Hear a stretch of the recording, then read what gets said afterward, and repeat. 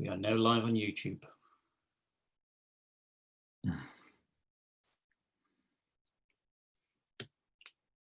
Yeah, it's still not set up though. I've not put the link.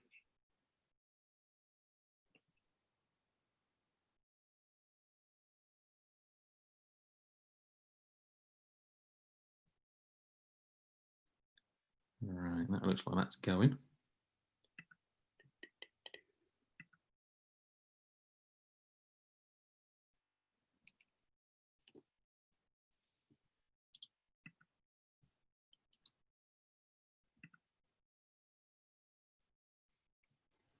Mind if I briefly share my? Do you mind if I briefly share my screen just so I can arrange the windows on my computer for what it looks like when I do properly? Yeah, go for it, Tim.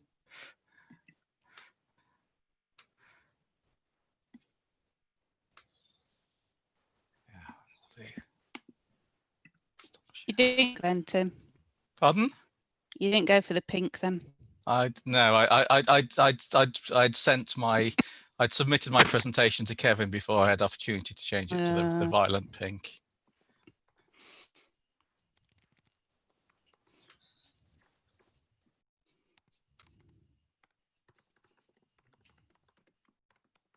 Looks very sunny in Leicester, Rachel. Yeah.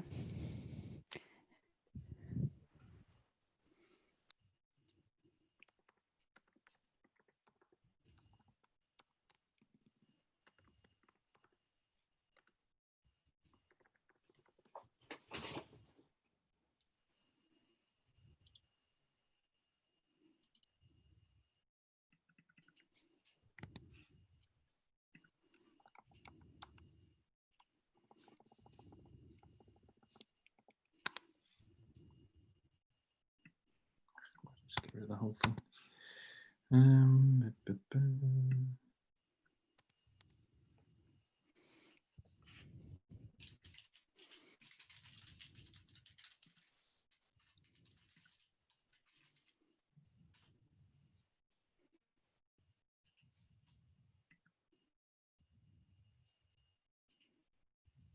Very well spotted.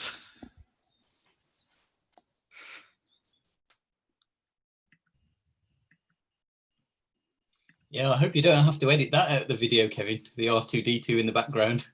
What? So, is YouTube going to prevent that due to commercial rights or something? That's the other pile that things pile up on, I'm afraid.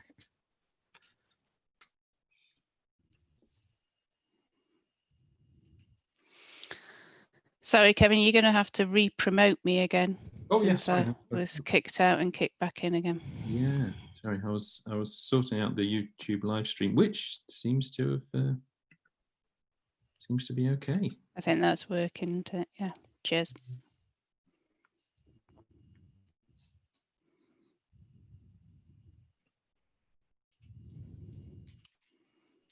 Morning, Sue. Hi, Michael. How are you? Not too bad. How you doing? Yeah, fine. Thanks. Yourself? Yeah, good. Good. I think. Good day yesterday. Yeah, I think it worked really well, and Kevin's done a sterling job of getting all the materials online as well. So the website. Oh, has done it already? Blimey. Yeah, it's the level of efficiency there is frightening. On the case. It puts everybody else to shame. You know, you sort of think that there are 3 organisers, but with Kevin, it's like having 6. Morning, Rachel. Hi, you're right, Sue. Yeah, fine. Good. Trying to work with the complexities of having my laptop screen open so I can use the webcam, but that means then the screen is duplicated on another screen, and it confuses my brain.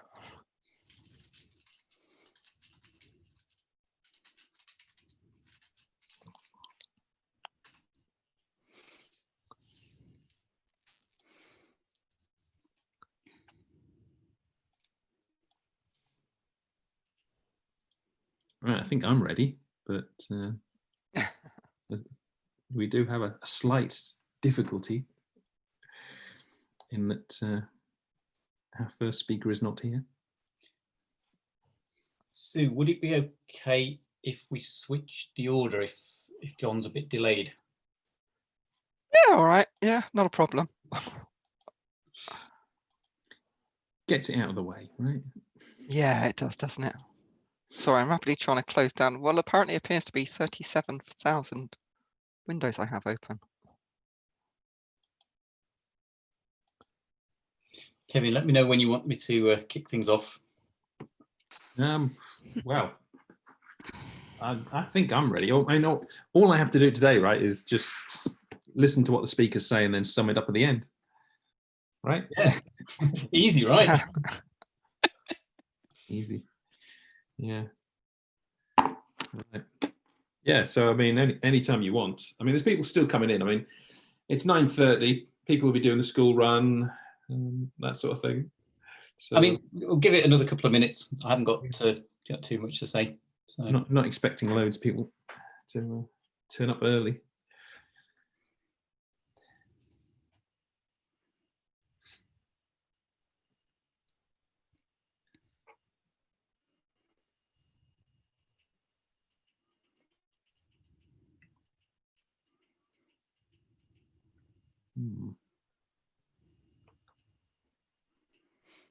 Just lots of people saying good morning in the panel, in the chat. Oh, Jan's saying, Kevin, Michael, I assume you're aware all of us can hear your chatting. Yes, yes. Yeah, we know. There isn't a green room, unfortunately. If you do Skype, you can have a green room where you can have your speakers tucked away and just keep chucking them onto. Hi, John. Out of the green room. Hi, John. Besides, it gives an insight into behind the scenes. Like one of those fly-on-the-wall Netflix documentaries, if I'm allowed to say Netflix. I was going to say, did you produce your director's cut last night as well as the other cut? The blooper reel. Yeah, I made lots of mistakes, didn't I? Kevin, I think I'll kick off then, if that sounds about right. Right. Yeah. Yeah, I'm good. Right. Oh, John's arrived. Sorry about that. Yeah, I said hello, but then realised my mic was off. Phew. I'll share this as the PowerPoint. Right. So Michael, make sure you have a little pause so it makes it easy for editing for me, because then, you know, if you just go straight in there, it's hard to edit. Good advice from yesterday. You don't have to clap. Well, I'll kick off.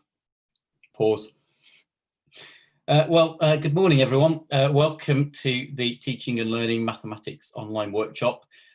Thank you to everyone who's joining us today. We have delegates from all around the world, from the US, from Europe, Australia, Kenya, Pakistan, and it's great that so many people can join us. I'm Michael Grove. I'm the Head of Education in the School of Maths at the University of Birmingham, but also have responsibility as Honorary Secretary for Education for the Institute of Mathematics and its Applications. I'm one of the organisers of this event today. I'll pass over to Kevin and Rachel, who are also organisers, who will say just a little bit about themselves. Kevin. Yeah, hi, I'm Kevin Houston. I'm a lecturer at the University of Leeds, and I'm also the Education Secretary of the London Mathematical Society, which you can visit their website and join. And I'm also a co-founder of Talking Maths in Public, which is about maths communication. So over to Rachel. Hi, I'm Rachel Hilliam. I'm a lecturer at the Open University in Statistics and NASA site and join as well. Hope we all have a really good morning. Thank you both. So why are we here? Well, due to COVID-19, we're all looking at how we can move our mathematics teaching online next year. And the purpose of this event is not really to debate the politics of why we're doing that or how the decision was made to do that, but actually to kind of focus upon the practical implementation of how we can move our teaching to being online, how we can adapt what we currently do for online delivery. And I think that one of the great things about our community is that there's some real expertise out there that we can draw upon. And we've got some fantastic speakers lined up who can share some of the ideas, some of the things that they've been working on, so that we can all learn from that experience. And we have 6 talks over the course of the morning. Our speakers will present a range of experiences and ideas, and I think the challenge for all of us is to kind of consider how we might use those as part of our own teaching. I don't think any speaker is going to tell us exactly how we should do it. I think it's for us to kind of learn from their experiences and to think about that in the context of our own teaching. And certainly we're going to hear from a couple of colleagues who've had to make this transition to online delivery very, very quickly. And I think they have particular insight to share. This is the day 2 of the workshop. Yesterday we had day 1, and with thanks to Kevin and Rachel, all of the material is now available online in terms of the video presentations. You can access that through the Talmo website, and we'll be adding some of the presentations further in due course. And a number of really quite important themes came out there yesterday, in particular around the role of assessment, the need to kind of provide some sort of structure for students, but also to kind of make students clear about what their roles and responsibilities within the learning process when things are online really is. In addition to the kind of the PowerPoints, there are things like the question and answer outcomes as well. So there's quite a lot of material that came out of a very rich series of discussions and question and answer sessions yesterday. Thank you to everyone for joining us via Zoom. I think if you've managed to get through this period without using Zoom, it will have been a miracle. I think many of us spend a lot of time here, and it works really well. We're using the webinar facilities, so you may have noticed that your video and audio is turned off by default as delegates. That's something that we need to kind of do to try and manage the whole process of broadcasting. If you do want to interact, there are a couple of ways of doing so. In particular, there is the chat function and the Q&A function, both of which you can see at the bottom of the main Zoom bar. Any kind of questions that you've got for our presenters, please do channel those through the Q&A feature. I'll certainly be monitoring that, and I'll be asking on your behalf a couple of questions at the end of each presentation session. For general comments or to interact with other delegates, please do use the chat function for that one. Just be careful that you look at the settings that you're sharing that with all delegates, because sometimes you can share it only with the panelists. So just think about where you want your comments to be directed. We won't be using the raise hand facility, so we won't be using that to call for contributions. The Q&A and the chat are the 2 main features that we're using. We are recording this session, and we're also streaming on YouTube. If you do post comments on YouTube, we won't be monitoring those. So this Zoom facility will be where we manage all of the interaction. And as we are recording, if you don't want to be identified, please do take the opportunity to change your name on the Zoom recording now. Okay, so I think just before we start and before we kick off almost exactly on time, really this workshop came together very, very quickly, and I think it's been fantastic to work with Kevin and Rachel on pulling this together so quickly, and with all the speakers who've so willingly agreed to be involved, and everyone who expressed a desire to contribute. We don't just sort of see this as a one-off. We're very much hoping that over the coming weeks, in particular, we might have a series of follow-on activities, perhaps some resources hosted on the website, some weekly seminars or short workshops that other colleagues can engage with. So we're kind of very much looking for this to be an ongoing program of activity, which will communicate through the Talmo website. If you do have ideas for things that you want to see, and I'll be talking I'll mention some ways in which you can provide feedback later on. but please do get in touch with either myself or Rachel or Kevin with any ideas that you've got for things that you'd like to see. One example that emerged yesterday was from Rob Wilson and Claire Cornock, that they're looking to put together through Talmo a workshop on student engagement, peer interaction. So Claire's email address is there. Please do get in touch with Claire if you would like to kind of participate or be involved in a workshop or discussions around student engagement, peer interaction, which was one of the key themes that we had. Okay, so I think without further ado, it's now time to kind of kick off on one of the sessions, and each session will be 13 minutes in length. We'll have 5 minutes for Q&A, and then we'll allow some opportunities for breaks to occur. And it's great to be able to kick off with someone that I've been very, very fortunate to work with over many years. John will remember that we started working together when he was a postgrad in the Maths Support Centre. My colleague John Mayer, who's now a senior lecturer in mathematics at the University of Birmingham, over the last 3 years or so, he's been responsible for delivering teaching as part of our joint institute in China. And John's going to talk about his experience of adapting to remote delivery this semester as part of the work within that joint institute. So I'll swap over and share detail, let John switch over and share his screen. John, over to you. At the moment, it says I can't share screen while other participant is sharing.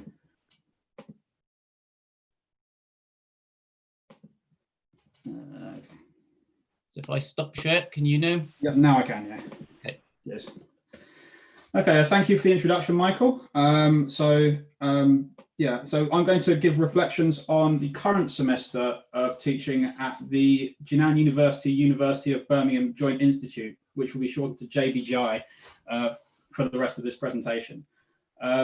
So first of all, just to say, I've been teaching on this program for 3 years. I've previously taught at the University of Birmingham, and for the last year or so, I've been deputy lead in the School of Maths for in relation to Jinan, which has meant that I've had some involvement in planning for this current semester, as well as involvement in delivering teaching this semester. I'd like to give a bit of background, but first I'd just like to say the reflections that I'm going to discuss here are not really just my own. They are formulated from work that my colleagues, in particular academic colleagues, 8 of them who have taught this semester, have contributed, and administrative staff who've also contributed hugely to the delivery of teaching this semester. So to clarify some details, to set this all in context, our students at the JBGI study applied mathematics with one of either economics and statistics, information computing science, or mathematics. I think that one translates into the Chinese system better than it does in English. And there's a 2-to-1 split. So that means in the first 3 years of the degrees, if you consider 120 credits in each year, students study 80 credits of applied mathematics. That's taught by the University of Birmingham staff. Student numbers, there's about 215 in year 1, 200 in year 2, and 75 in year 3, with the caveat that a few of those year 3 students are currently based in Edgbaston studying in the University of Birmingham. So actually there's about 100 students in year 3, but 75 based at the JBGI in principle. So the JBGI is based in Guangzhou, South China, and typically when University of Birmingham staff teach there, we'll go out for 4 weeks, and we'll teach in person. So each staff member is typically responsible for 20 credits worth of teaching, and this will be delivered in 2 disjoint 4-week blocks. Usually it'll be 4 weeks on, 4 weeks off, then 4 weeks on again. So lots of flights. And semester 2, the current semester of the 2019-2020 academic year, was originally scheduled to begin on the 17th of Feb and due to end 28th of June. Now, in January, it became clear that travel restrictions were being imposed in China. And by about early Feb,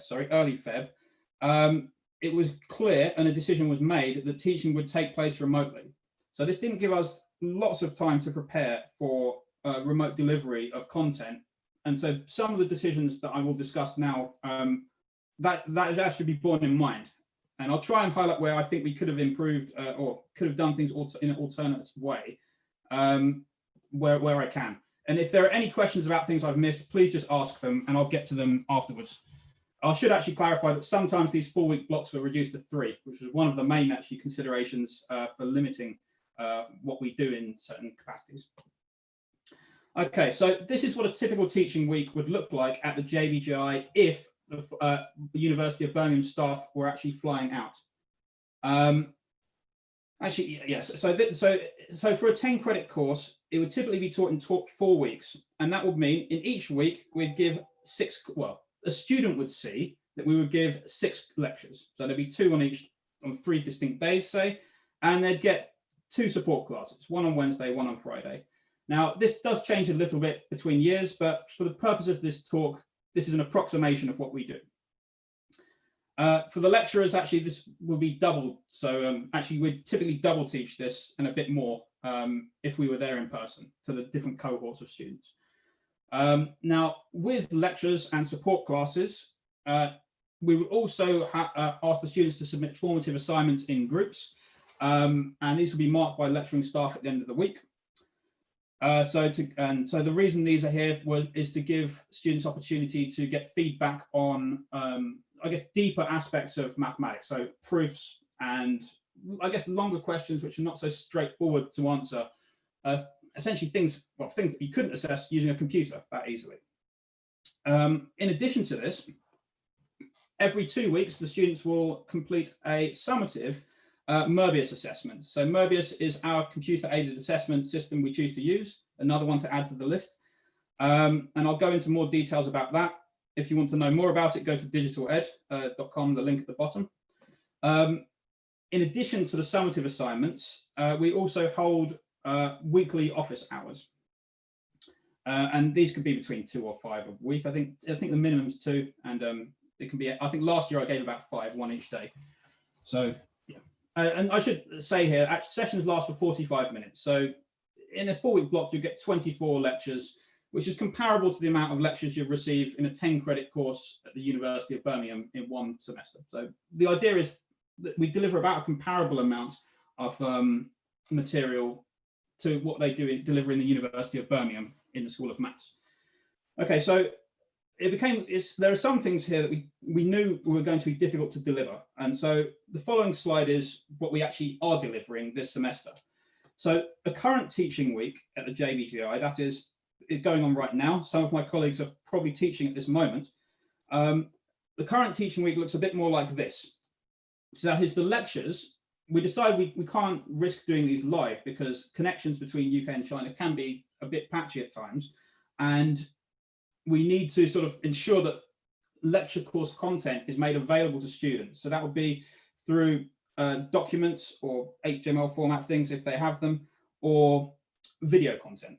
And so in terms of replacing the lectures, what we've gone for is pre-recorded videos to mirror what we're delivering the lectures. Now, that pre-recorded videos deliver one thing. You can deliver content with them, but the interaction in a lecture is lost completely. So we needed to find a way to sort of replace that interaction between students and staff. And so the way we went for this was to have post-video question and answer sessions. So typically, for example, on a Monday or particular days of the week, we'd schedule 2 sessions in a timetable to say, these are allocated for watching videos for a particular course. And at the end of the day, the lecturer will be available to answer questions about that. So it might have been at the end of the day, or it might have been immediately afterwards. But yeah, and so the point is the scope for that interaction between the module lead and the students taking the course was still there. It wasn't exactly the same as in the lecture environment, but it seemed to work reasonably well. I'll go into that later. But so we added these QA sessions after the video sessions on each day. In addition to this, we scheduled an extra support class for students each week. And this was due to sort of, I guess, appreciation on both sides, that is from the UK side and the Chinese side, that is academic sides, that we don't know how this is going to affect students. And it may be the case that we need to deliver a bit more support. We don't know exactly how much, but we feel like we need to do something extra. So we've scheduled an extra support class session for Wednesday and So instead of having 2, we typically now have 3 support classes per week. And in terms of the way these are delivered, so the support classes are delivered live. So we use Zoom to deliver these sessions. I think we went through a sort of procurement stage of which software we could use, and Zoom came out best, in particular for links to China. For things within the UK, actually, things like Big Blue Button were okay, actually. But yeah, there are more options, I think, that work well if you're just dealing with UK framework, but just deal with interaction with students based in the UK. But there are more issues when trying to connect between UK and China.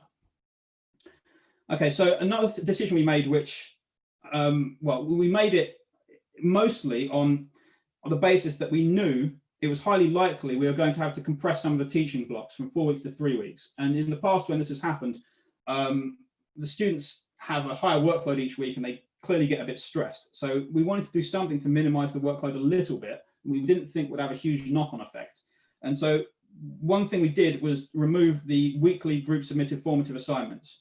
I think in retrospect, this clearly had, well, not clearly, but it had, I believe, an effect on peer support within the program. So these formative assignments would essentially give every week, essentially it would force students to work together to some extent to submit some work. And this has been removed. Now, if you take into account that also all our students live in the same dormitory typically, well, dormitories typically, so male and female separated. But yeah, so if you bear in mind, actually, the peer support on campus is quite large in scale, in the sense that people are always bumping into their peers and talking to their peers. Now that this has been removed, I think actually this did have a reasonable knock-on effect in terms of the way students have engaged with the, well, not engaged, but perceived the program this year. And I think that's something that needs to be considered carefully next year. Okay, the fortnightly Mobius-based summative assessments, I will say something more about now. So initially when these were set up, they were set up to be closed book, in-class, computer-based tests. We ran those for a year, and then after running them based on practical and pedagogical considerations, we switched from this, I guess, assessment off learning style assessment to an assessment for learning style assessment. So that is, we switched to open book assessments, which were open for longer periods of time and gave us the opportunity to ask questions that were a bit more advanced than in a time-limited closed book test. And that's meant this year went a bit smoother in terms of summative assessments, the caveat being year 3. So we hadn't planned to implement that for year 3 this year. That would have been next year. But at least in this session, we didn't change things too much. And this works reasonably smoothly. And I'd recommend considering this for people who are considering implementing computer-aided assessment for the first time. The office hours stayed reasonably the same. We just delivered them remotely via Zoom. So that stayed there. But yeah. And so yeah, we didn't really change that. I think the interaction in office hours this year has been less so in person. So there were far fewer people interacting in office hours for me personally this year when compared to last year when it was all in person. And that's partly over. There are obvious factors why that may be the case. Okay, in terms of reflections, now in terms of video content, what we would do typically is, well, actually at the start, we'd give a schedule for when certain videos or certain lecture course content needed to be viewed. So we'd do this before the course started. So for the entire teaching block, students knew what they were expected to have done at certain points in the course. And we'd actually schedule, the QA sessions were really designed to focus on those particular bits of knowledge in the course. So we wouldn't end up having these post video watching QA sessions covering everything in the course. And yeah, I'd say actually these worked reasonably well. And so actually, you know what, something you can do here, which I think I hadn't done in the past, was actually you don't need to get, so in our case, we scheduled 2 sessions for say a Monday. That meant 90 minutes worth of videos. There was no particular reason why both of these needed to be 45 minutes. They needed to add up to roughly 90 minutes, but they didn't both need to be 45. So this meant that if I wanted to produce a video for introducing them to the Argand diagram, which technically they've already seen, I could do this in 5 minutes or so because they've already seen it. Whereas if I was introducing the definition of a determinant, which they've never seen, and I need to introduce permutations and give some examples, maybe that video lasts a bit longer and I can make that maybe 35, 40 minutes. And yeah, so you can tailor the length of videos to the actual topics you're delivering. You don't need to feel so fixed to this 45-minute lecture slot length. And I think that's actually one thing that I found quite helpful. I do plan to use some of the videos I've recorded this year for elementary topics in future, but that's a different thing. John, could I just let you know you've got about 4 or 5 minutes? Yep, that's fine. I've only got this slide and the next slide. So with this, so another point to say is you can implement a blended learning style with these videos. So if students are watching videos in advance, then obviously there is some aspect of blended learning here, but the extent you can do this, it changes. So I think some people, myself and Jingyi, who taught the year 2 module, I taught the year 1 module in this semester, or a year 1 module, I should say. We went for a more similar style to lectures and let the students ask themselves questions that arose naturally. Whereas Dan, who taught one of the 3rd year courses, tried a sort of more blended learning approach where he'd leave gaps in the notes and tell the students to go away and look and fill in the gaps themselves. And these gaps would then prompt the discussion that happened in the QA sessions and the other live sessions or seminars or example classes that happened later in the alternate times in the week. So you can use the videos, you can set things up in a slightly different way than you would normally if you were giving a sort of relatively standard lecture course. And it's something that I think one should consider. Additionally, with these videos, you can monitor student engagement. I think one has to be a little bit careful with this because not every student learns in the same way. Some students will be happy to just take the lecture notes, read them, and that's how they engage. Some students will watch all the videos, possibly multiple times, and that's how they engage. And yeah, so I think in terms of student engagement, this should be monitored in various ways, not just one. So you could pick video watching, you could pick attendance in the live sessions, you could pick completion of summative assessments to a certain degree, a certain satisfactory degree, I guess. And that's the way I've chosen to sort of look at it, the last of those, in terms of the overall point I'd like to say. Yeah, so I think one of the few things I would say is giving some material in advance is helpful for the students, in particular, so they can self-pace their learning if they want, but also it helps mitigate against IT issues because sometimes systems go down.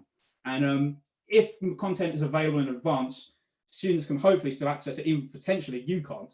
So yeah, I'd say that making bits of material available in advance, and not necessarily solely relying on live sessions, is something I'd strongly advise for delivery in the next thing. And yeah, now in terms of live sessions, so in terms of the QA sessions that follow the videos, video watching sessions, I was given that these were meant to mirror the opportunity for students to ask questions. I thought these were really well attended. And actually, we got questions pretty much all the time. And some of these sessions would go on considerably longer than the 45 minutes time allocation. Lots of them lasted for about 60 odd minutes.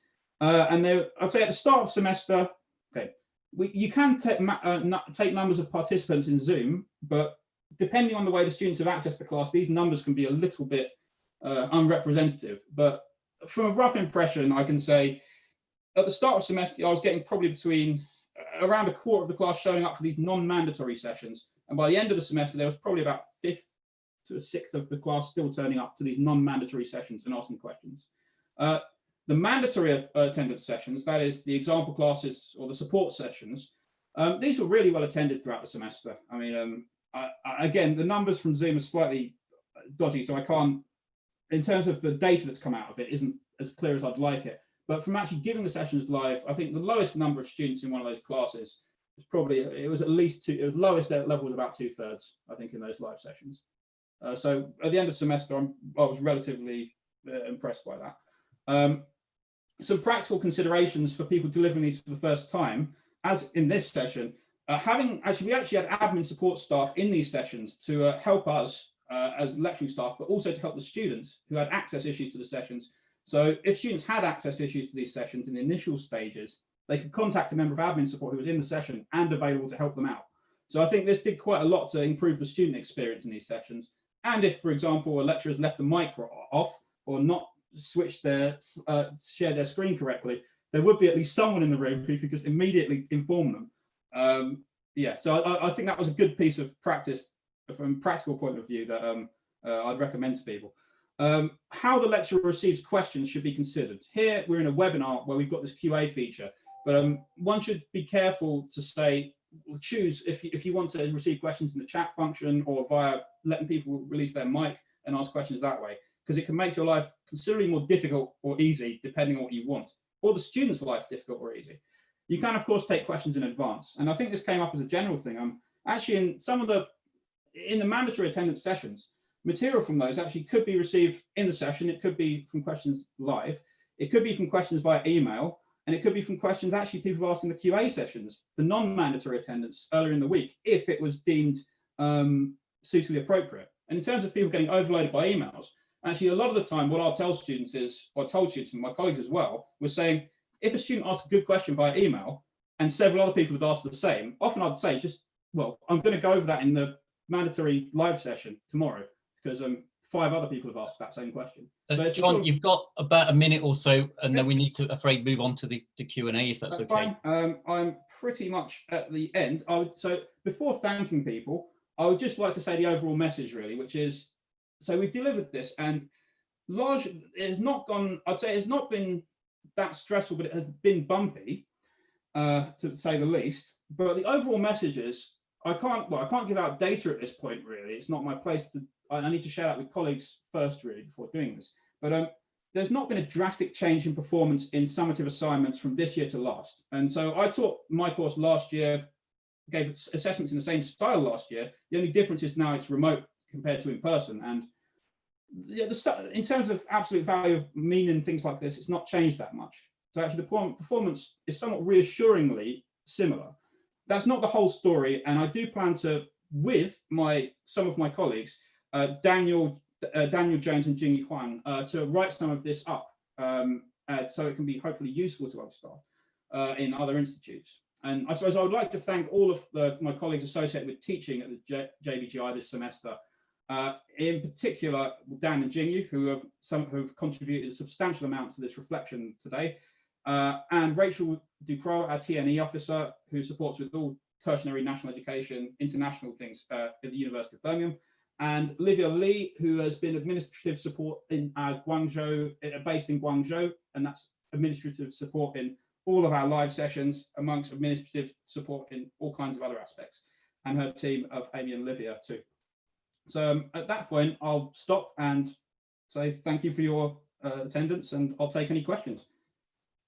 Brilliant. Thanks, John. I think a round of applause there for your fantastic contribution, and I think some really quite personal insights as to the challenges of having to adapt your teaching to online delivery very, very quickly.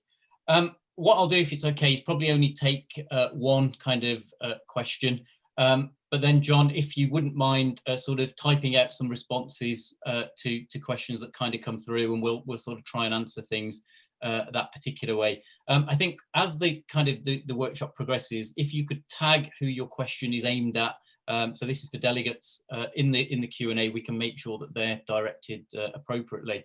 But I think I'll go with the question that's kind of come in first, because there's a number of other colleagues who've touched upon this as well, which comes in from Sarah Santos, which is, John, how many students in the post-video Q&A session? So how many students did you have in the sort of post-video sessions? Did they have questions? Did they interact? Were these sessions compulsory? And have you got any more thoughts on challenges or experiences of running these particular types of sessions? Sure. So I can talk about my one specifically, and I from speaking to Dan and Jingyu at least, I think the engagement was at least similar, if not slightly better. So I would typically get about 40 to 50 students in these post video watching QA sessions, which when compared with people asking questions live in class and people who come up and ask questions immediately after class, there was quite a few more of this. The 50 is quite a few more than what would usually happen in the live setting. And in those sessions, they were entirely student-led because they were non-mandatory. So the post-video watching sessions were not mandatory to attend. And these were optional in the same way it is optional for students to ask questions in lectures or ask questions at the end of lectures. So we wanted to keep something optional. And yeah, these sessions were completely led by students. Students would ask questions and I would respond. In the support sessions, these would be typically part led by me and part led by questions in session. So yeah, these would be a mixture of the two. And so the support sessions, not the post video watching QA sessions, would be mandatory attendance, and we would expect mandatory attendance. Now, at the start of the year, it was pretty much 100%. I'd say by the end of the year, it was realistically getting closer to not 100%, more like probably between 2/3 and 3/4, maybe a bit higher than 3/4. But after looking through the Zoom data I have on it yesterday, I know that it's not as reliable. It needs to be whittled down a bit before we can actually start saying things exactly. Yeah. So in terms of, I can't remember if there were any other aspects to that question. Oh, okay, here we go. So to say we took a register, Zoom automatically takes a register, but it's not perfect, especially if people change their names in the middle of the session. So you can get people logging in twice, and that counts them twice. If they change their name, that counts as an extra count. So in these sessions, the register wasn't perfect. It was reflective of something, but it wasn't perfect. So it requires actually someone sifting through it before you can really use it. I think when you're in terms of monitoring engagement through attendance, there are solid things you can pick, like whether or not someone's clicked a link in a Blackboard page, which you can generate statistics from. And there is Zoom data to say, well, this user's got in, they've called themselves this, and they've been here for this many minutes. And one thing is quite solid, and the other thing requires a bit of work to be solid. And so if you're monitoring attendance, there are different measures you can take. So completion of the computer-aided assessment was a pretty solid measure. So you need to log in, and it logs exactly who the user is. So that was a relatively solid way we could use to monitor attendance in the course. And that was, I'm going to say above 95%, probably above 96% people completely those typically. Brilliant. So thanks, John. I'm going to let you have a well-earned swig of tea before you kind of start tapping out all of the responses to the Q&A. We will look to make these responses kind of available through the website. But I think if we just thank John again for a great personal insight into that experience of moving from traditional to online teaching. John, I'm going to ask you to stop sharing your screen now, if that's okay. And ask Sue Sue Pauly from the Open University, if she wouldn't mind sharing your screen.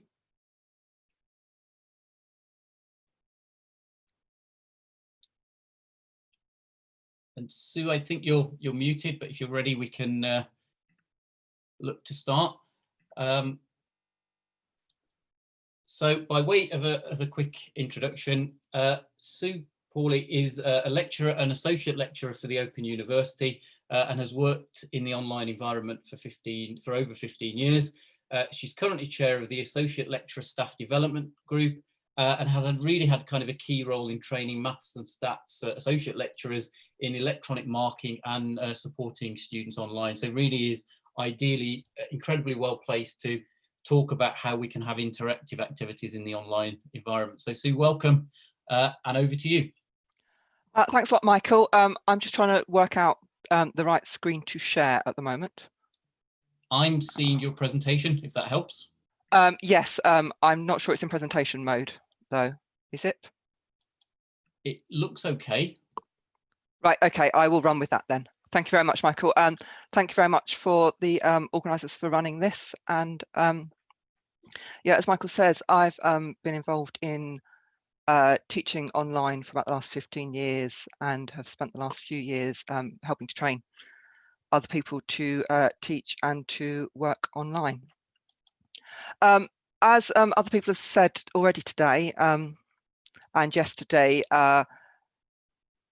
teaching online, it's quite important to have that background of recorded material that is both accessible for students with disabilities, but also for those that can't be there live. So we need to have that core material that's accessible at all times. But there also needs to be something else. Like John said, you need something to encourage students to interact. We need something to get the students to want to come as well.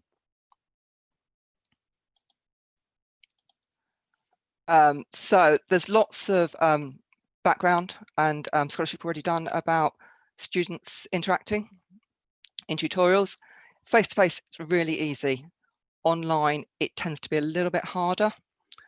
You've got to take a few more risks, actually really plan what you want to do. A couple of years ago, I ran a lot of workshops with other Open University staff members, and we talked a lot about how to get students to interact online. These are some of their ideas that they raised. I want to pick out a few key points. I think one of the main things about getting students to interact is it does benefit those students that are attending over those that are listening to recordings. Like I said, you do need that core recorded material that's accessible, that is there, and students can go back to again and again to review. But equally, you need some reason for actually a student to actually bother logging on and actually attending something live. And if it's just you talking to the screen, well, why would they bother to do that? They need to have some reason to actually come and attend. Another reason why you want students to interact is you actually want to know they're there and awake. I'm sure, as you appreciate now, as you're chatting to screens more than people, unless you're actually getting something back from them, you don't even know if they're there anymore. I sometimes imagine my students are sat there with a glass of wine watching Coronation Street in the background or something and not actually paying any attention to what I'm saying. The interaction also gives the feedback on student understanding. Probably even more important in today's society now, it can reduce that isolation of students. It can remind them that there is community learners there, and it does improve their satisfaction. So, like I said, a couple of years ago, we actually changed our online tuition service. So at that point, we had a load of activities that we've used a lot in maths and stats for interaction with students. But we thought it would be a really nice opportunity to see if there were more things out there that we could be doing. And so I ran a load of workshops at some cross-faculty staff events in various parts of the country. Same session plan in each of the sections. Why do you want the students to interact? So that was information I shared just previously. Talked about some examples of simple interactivity that we do in mathematics. And then let them just chat really about what they do in their own faculties and in their own lectures and in their own online tutorials about what they do to get students to actually interact with them. Right, so most simple ideas for interactions that are available on most online platforms. There's generally some form of chat and comment box, and we do seem to find that students do like to use these most often, and it feels quite easy, and it's something they're used to doing all the time. Polling is a brilliant thing to use. You can assess students' knowledge. You can use some of your stat questions or something like that. So you can talk about a topic and then run a quick question, just either a multiple choice question, and just see if the students are actually getting the right answer or not. And if they are, then you can move on. If not, it's maybe something you need to go back and revisit again. Emoticons, brilliant. Can you hear me? Am I funny? Are you agreeing with what I'm doing? Do I need to speak louder? Do I need to speak softer? Do you need to get my attention? Things also, again, that students are really happy to use. We use quite a lot of drag and drop activities as well. We call drag and drop activities, it's things where students actually move various things across the screen. Again, used as a good guide, a really quick gauge of students' understanding throughout a presentation. Writing on screen, most students only really have the ability of a mouse or something like that, so that's limited to what you can do. But often you can do it for things like circling the right answers, linking, connecting theorems together, that sort of thing. Talking. Now, this one I always feels a bit like playing chicken, really, because there's nothing worse than dead time in an online environment. And so, but what you tend to find is if you ask the students a question and you're expecting them to respond verbally, you just have to wait. And eventually, if you can hold on long enough, someone will break that silence and someone will answer the question. You've just got to hold on and make sure it's not you. And then obviously you can move students out into breakout rooms and put them into smaller groups and get them to try and actually communicate together and discuss ideas and thoughts and just chat, really. Right, so during these sessions, we had lots of different tutors from lots of different faculties together. And so on top of those simple basic ideas, I thought I'd share some ones that are slightly more out of the box that you might want to use.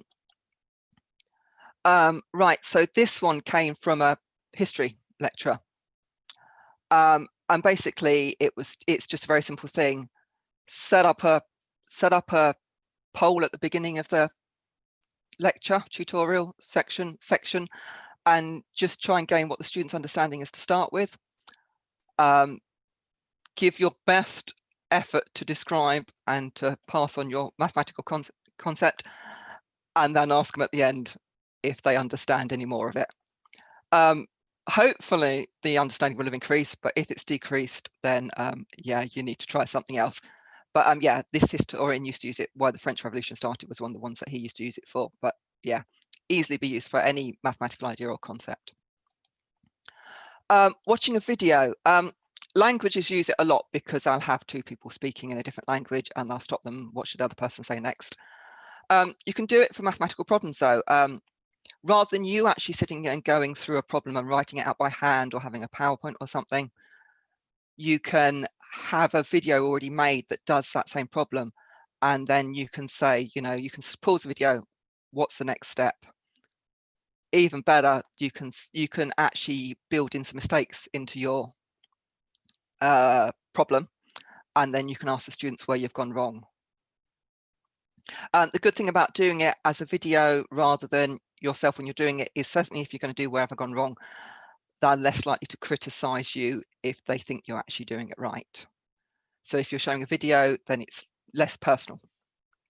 It's not like they're actually trying to criticize yourself.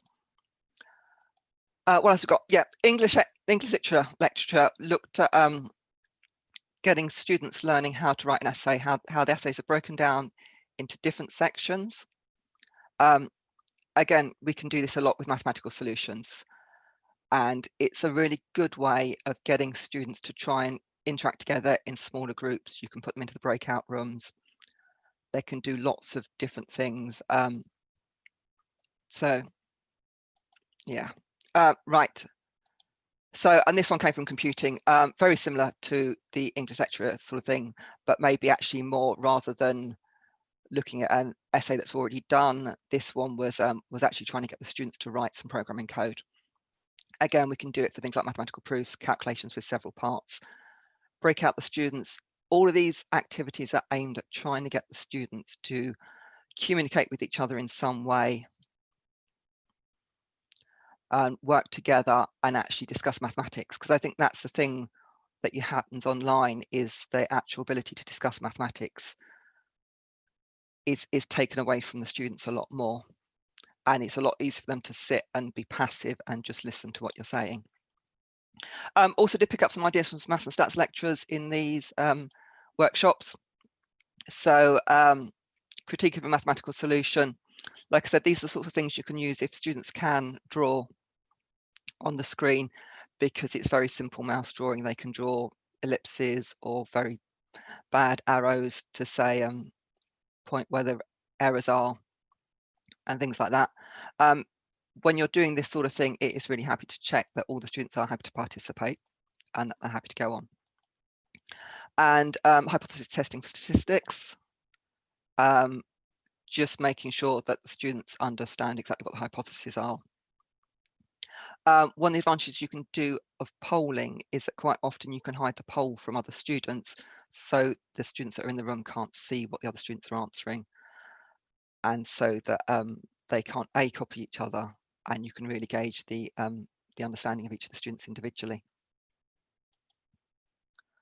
There you go. So so what have I learned? I think one of the key things I've learned is, while we need to have those recordings, we also need to make sure there's a benefit to attending a tutorial. I spent quite a lot of time in the last year trying to look at different ways of increasing our tutorial attendance.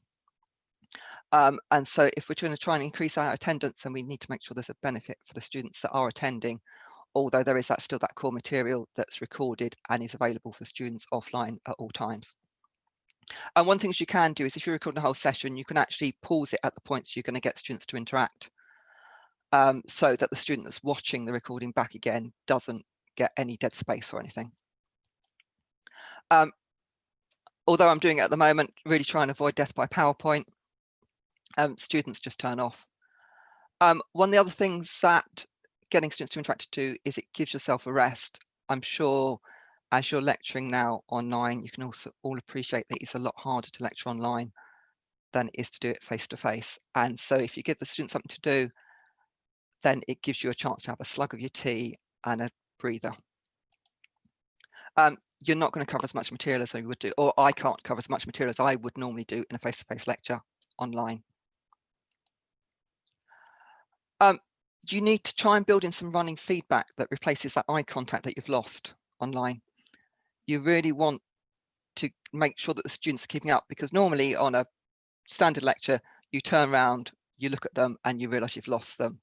You don't have that same ability now. It's just a load of names on a list or people. So you need to get that running feedback. So a good thing to do is to build in very quick questions just to make sure the students are understanding what you're doing. So maybe just testing a certain aspect of something you've talked about or something like that. That's where poll pods and chat boxes come in really useful, because you can just get that quick, simple, very immediate feedback that says they still know what you're talking about.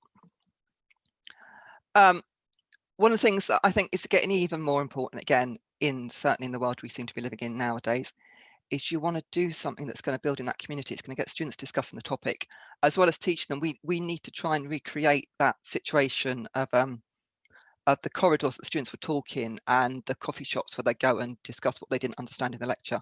We need to make sure that we're getting those situations built back into our online teaching as much as we can do.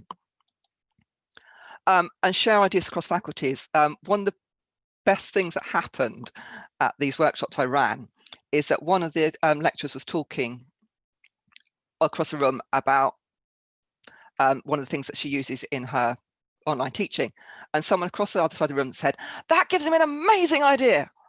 I have no idea to this day what that idea was, but just that idea, that ability to bounce ideas off of other people and to go, "Oh yeah, I can see what you've done there. I can use it in my teaching this way." Give things a try. You have to be more creative teaching online. And thank you very much. Any questions? Fantastic. Thank you very much indeed, Sue. There are a few questions coming in. I'm going to try and kind of merge, if I may, some of them together. But Sally B has asked about sort of drag and drop, and a couple of other people have asked the sort of same as well. So kind of, what software did you use for the drag and drop system? How does it work? For example, can students do it individually, or is it one screen? How does that work? Say a bit more about your experience? Yeah, we used to use it. We used to use it on OU Live, which was done by Blackboard Collaborate. So I would imagine that certainly Blackboard has the same functions. And it's really, if the students have any drawing functions, then quite often you can create something that a student can then click on and move it across the screen. So for example, we have a PowerPoint screen and we can overlay items on top of it, and then the students can move those.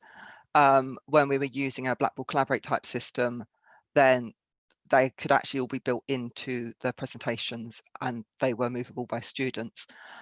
Yeah, I mean, drag and drop, it's just, yeah, we call it drag and drop because then students can move the things, but equally, if you can't use drag and drop, you can get students to put ticks and crosses against questions that are up. We tend to, yeah, ticks and crosses are the things we drag and drop most because they're easy to grab and they're quite easy to follow. But they are available in quite a lot of the packages. So, thanks, Sue. There's another question here from Margaret Messmer in Leeds, which is about your use of the ticks and crosses. Perhaps a number of quite specific things about things that you've tried and how they're working. I'm now just trying to find the exact question itself. So Margaret says that it looks very useful. do you know if that's kind of available on other platforms as well, or how colleagues might adapt to use it, for example? Yeah, like I said, I know it has been available on other platforms. I honestly don't know if it's available on Zoom or Big Blue Button and things like that. But yeah, if there is, like I said, the ability to adapt it is yeah, if students have any access to drawing, then they can do it, or you, instead of using drag and drop, you can go through questions in time and get students to chat into the chat box, or to use an emoticon as to whether they think it's right or wrong, that sort of thing. It's just these little tiny interactions, just trying to get each student to do something themselves, just to engage them, to bring them back into that online room. I think is the important thing, because it's so easy when you're attending lectures and meetings online just to suddenly just to lose concentration, really. And so anything we can do that just builds that student's attention back into what you're doing, and yeah, get some paying your attention again, and learning, really, and thinking about the maths, really. Sorry, I didn't notice another question I was scanning through. Someone asked about peer interaction, and whether peer review activities. We don't tend to do peer review activities because I think it adds to that student's fear of being wrong and the maths anxiety that a lot of students do suffer from. But what we do a lot of is I make mistakes. I'd like to say always deliberately. I quite often make mistakes. Some of them are deliberate. So I think it's important to show that students, you do make mistakes. We do kind of anonymous peer review activities. So yeah, we will put up a solution that has errors and ask students to find the error, rather than asking students to critique each other.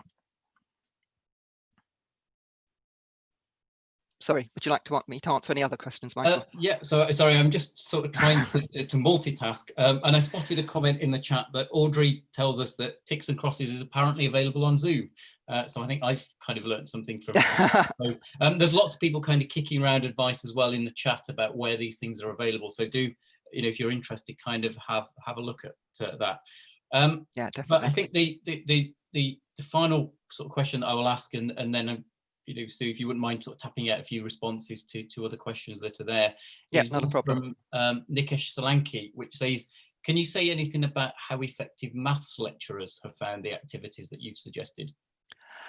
How effective maths? I think, yeah, we. I think it boils down to, again, how brave you are as a maths lecturer. I have many lecturers that will ensure that students interact, and the students that then come to their lecturers really get used to it, and they get a lot out of it. It's that chicken thing again. How good are you at playing chicken? As a mathematician, we're very hesitant to put ourselves out there, and that's so that the activities you use that are anonymous, that students can do without other students seeing that they've done it, they are ones that work really well. So if you can use polling activities or private chats, because you can have a chat box where a lot of the platforms will allow you to have a chat box that only the moderators can see the answers.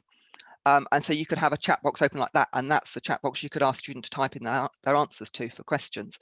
So that way, no other student seeing the answer you've got. Anything like that is really good. Getting students to talk is always a lot harder, but students would talk if they are face to face, and yeah, you have to persevere, and you can get them to talk if you want to. Generally, they will only talk when the recordings are switched off, and so you need to tell them the recording's switched off. We run a lot of between module support, and there can be 300 students in the room, and you won't have a word for the whole time that you're recording the session, and you switch the session off, and you will get question after question after question at that point from students that, a minute they know that anything they say isn't going to be recorded for prosperity, will actually start talking. But yeah, it's trial and error and pushing and keeping on going, and yeah, trying to recreate what the students had when they were sat next to each other. Brilliant. Thank you again, Sue. I think that session was fantastic in terms of so many kind of tips and ideas to share. I'm going to kind of steal some of your words that I really kind of liked, which was when you said, about the sort of the silence, but the opportunity for what was it, a slug of tea and a breather. And I think that kind of summarizes perhaps where we are in the program at the moment. So we'll take the short break there. We'll kind of reconvene back at 22 when we kick off with the session with Tim and Christian. But if we all take Sue's advice and have a slug of tea and a quick breather for 10 minutes or so.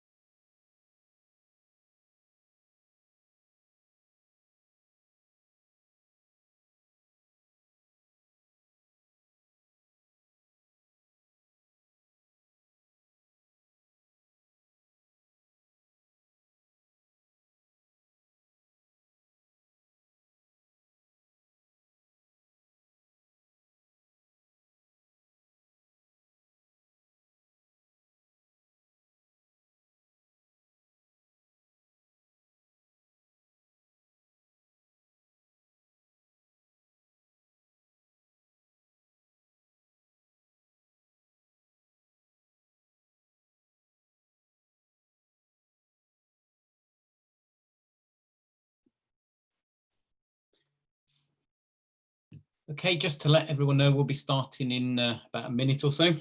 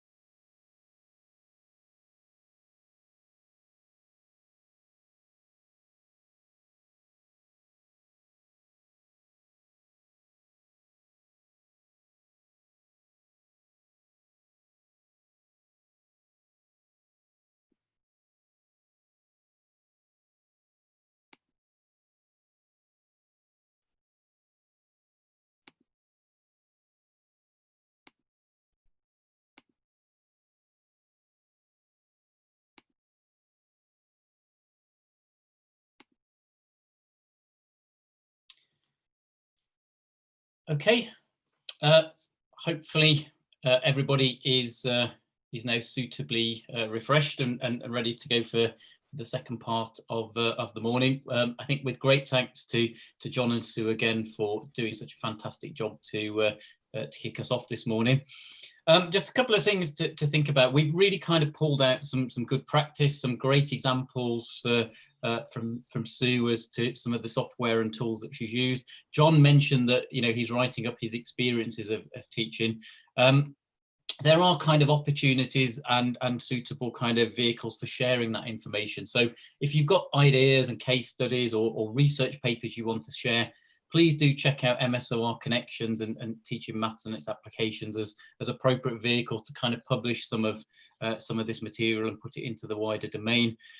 Kevin mentioned this yesterday, but I will reinforce it again, that Teaching Maths and its applications are looking to kind of have a special issue next year, late 2021, concerning the effects of COVID-related restrictions on mathematics teaching. If you're interested in contributing to that, or interested in possibly being a guest editor, please contact Kathy Smith. We'll post the details in the chat. Again, I'm aware that this is kind of very small, but details will also be on the Talmo website as well. But I think this is a great opportunity to to collect some good examples of practice, and maybe colleagues want to take on the editing role for that issue. Okay, now I see Tim is primed as always and ready to go. So before I hand over to Tim, just to briefly introduce him, Tim Lowe is Director of Teaching for Mathematics and Statistics at the Open University. I think anyone in that position is finding it an interesting and challenging time. But Tim's background's in applied mathematics and scientific computing, and he's particularly interested in the use of technology to support and enhance the teaching of mathematics, particularly for students who involved in distance learning. And so really, I don't think there's anyone better placed to tell us about how we can mark electronically submitted student work. So Tim, if I may stop sharing my screen and hand over to you. Okay, let's see if I can find the right screen to share. Right, assume you can, no, I haven't pressed share. Right, now I assume you can see the screen. So the one thing I do find disconcerting about Zoom is when you share your screen, it takes away all embodiment of anybody else in the room. So you're sitting there on your own. Right, so thank you, Michael. So we heard a bit about Stack yesterday in George's talk, and Christian's talking about numbers next. But in the middle of these two automatic assessment systems, I find myself talking about something slightly more traditional in how we may mark coursework in an online fashion. I'm very conscious that many people will have been doing this a lot lately if you've been having remote exams submitted electronically. So I don't necessarily have all the answers, and I'm very looking forward to seeing other people's suggestions about how they get on with marking coursework as well.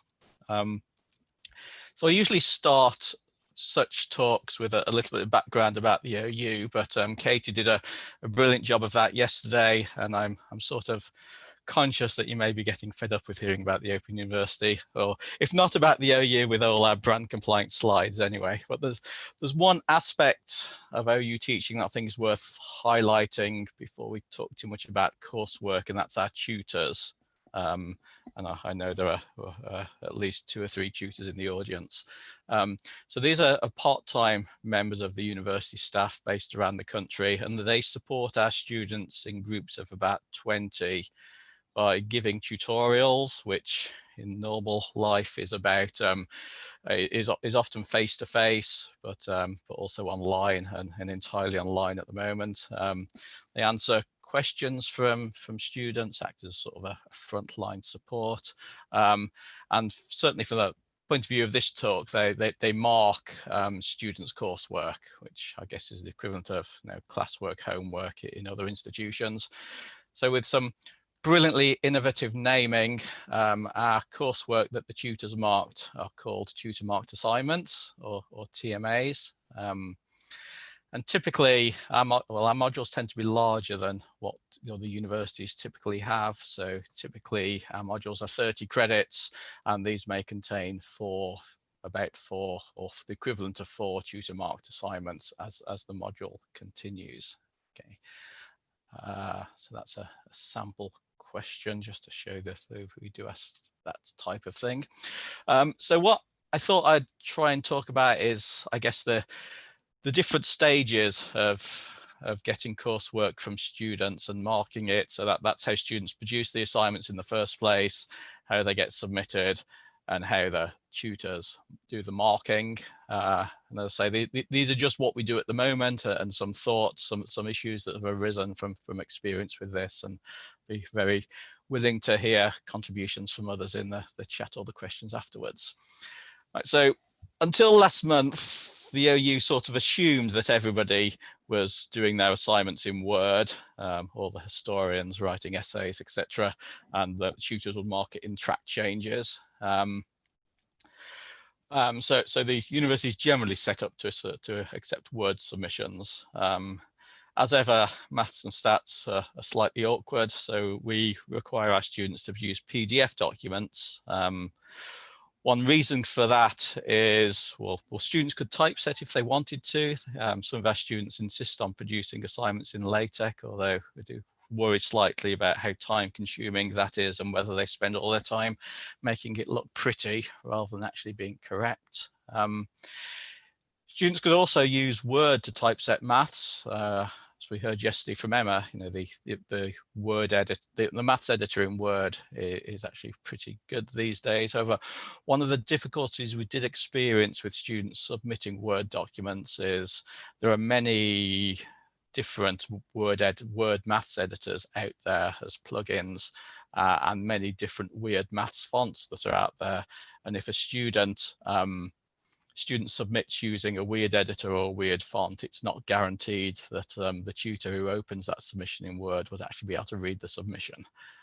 So PDF, portable document format, hopefully overcomes many of those difficulties, tries to make things a bit more portable.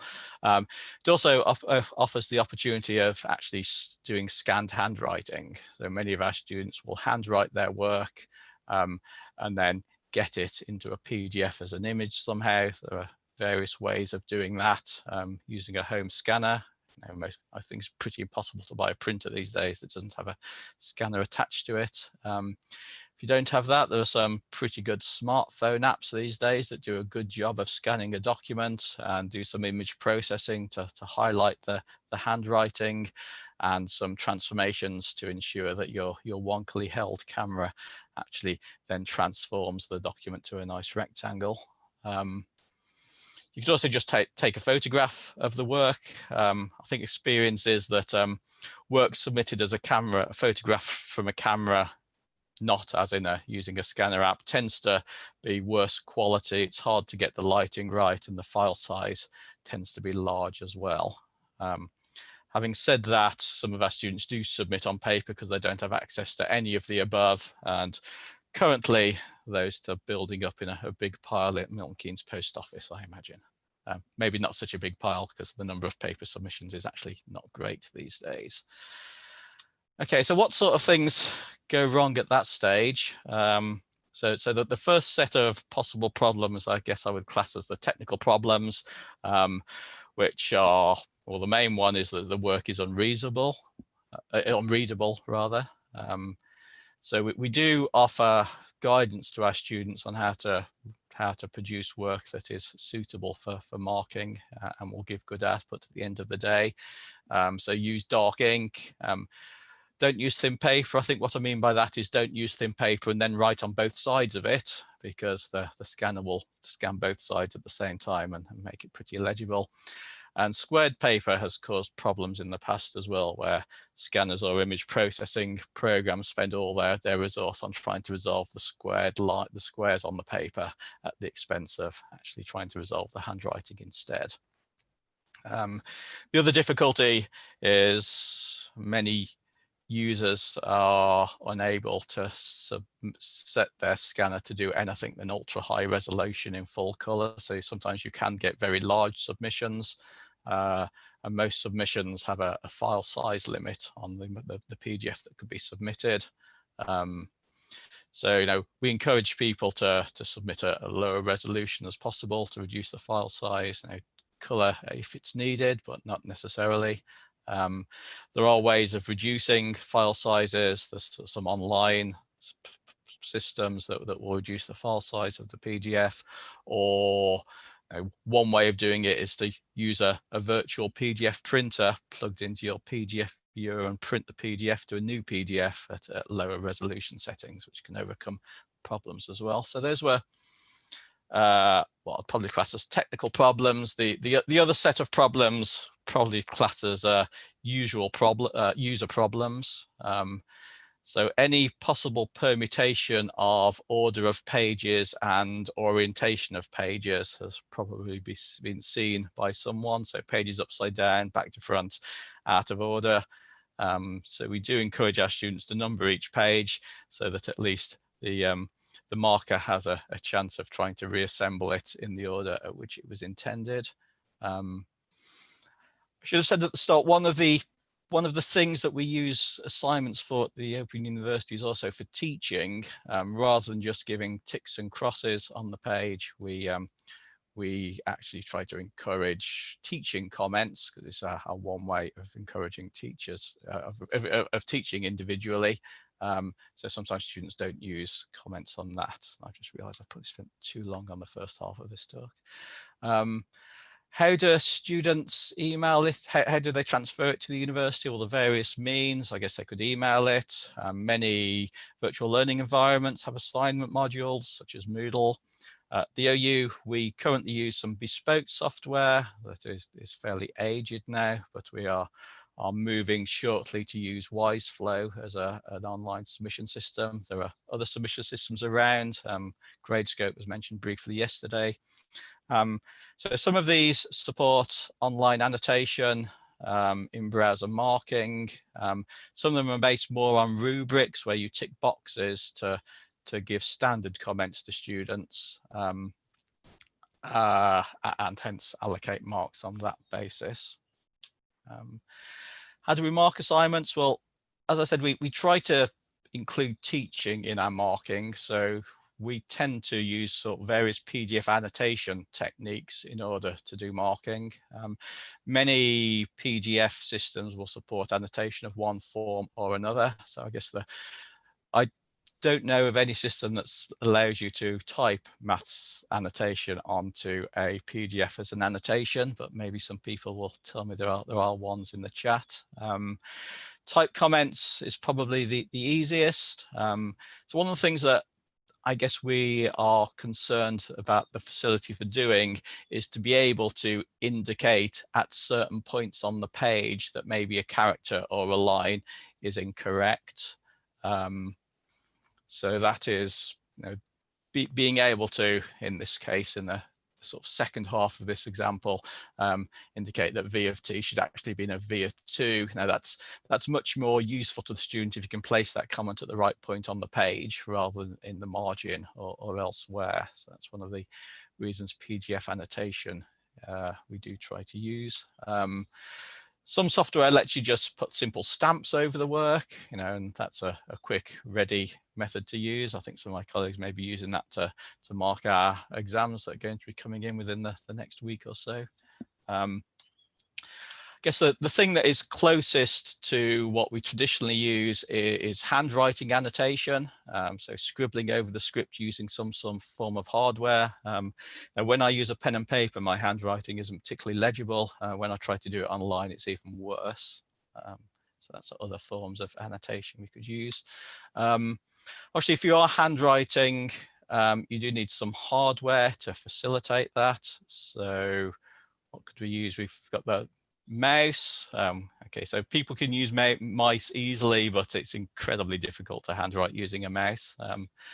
What I call a dumb tablet. So these are devices that are essentially pseudo mice. So you write with a pen on a pad and it appears on the screen. They're fairly cheap to obtain. It's much easier to hold a pen in your hand than it is a mouse, but some people find it actually quite difficult psychologically writing using the pen and seeing your ink appearing on the screen. There's a disassociation there that can be quite hard to overcome, especially if you're trying to get your pen to point a particular point on the page. So obviously we're getting to more refined solutions, but more expensive as we go down this slide. So touchscreen tablet screens are really nice. You can open the student's PDF on it and write all over it as if it was paper.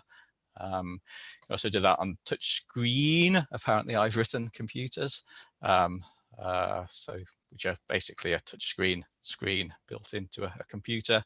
And although I've not entered the Apple ecosystem, I gather you can connect your iPad as a tablet to your Mac, so you can use those two in collaboration to do handwriting annotation of stuff.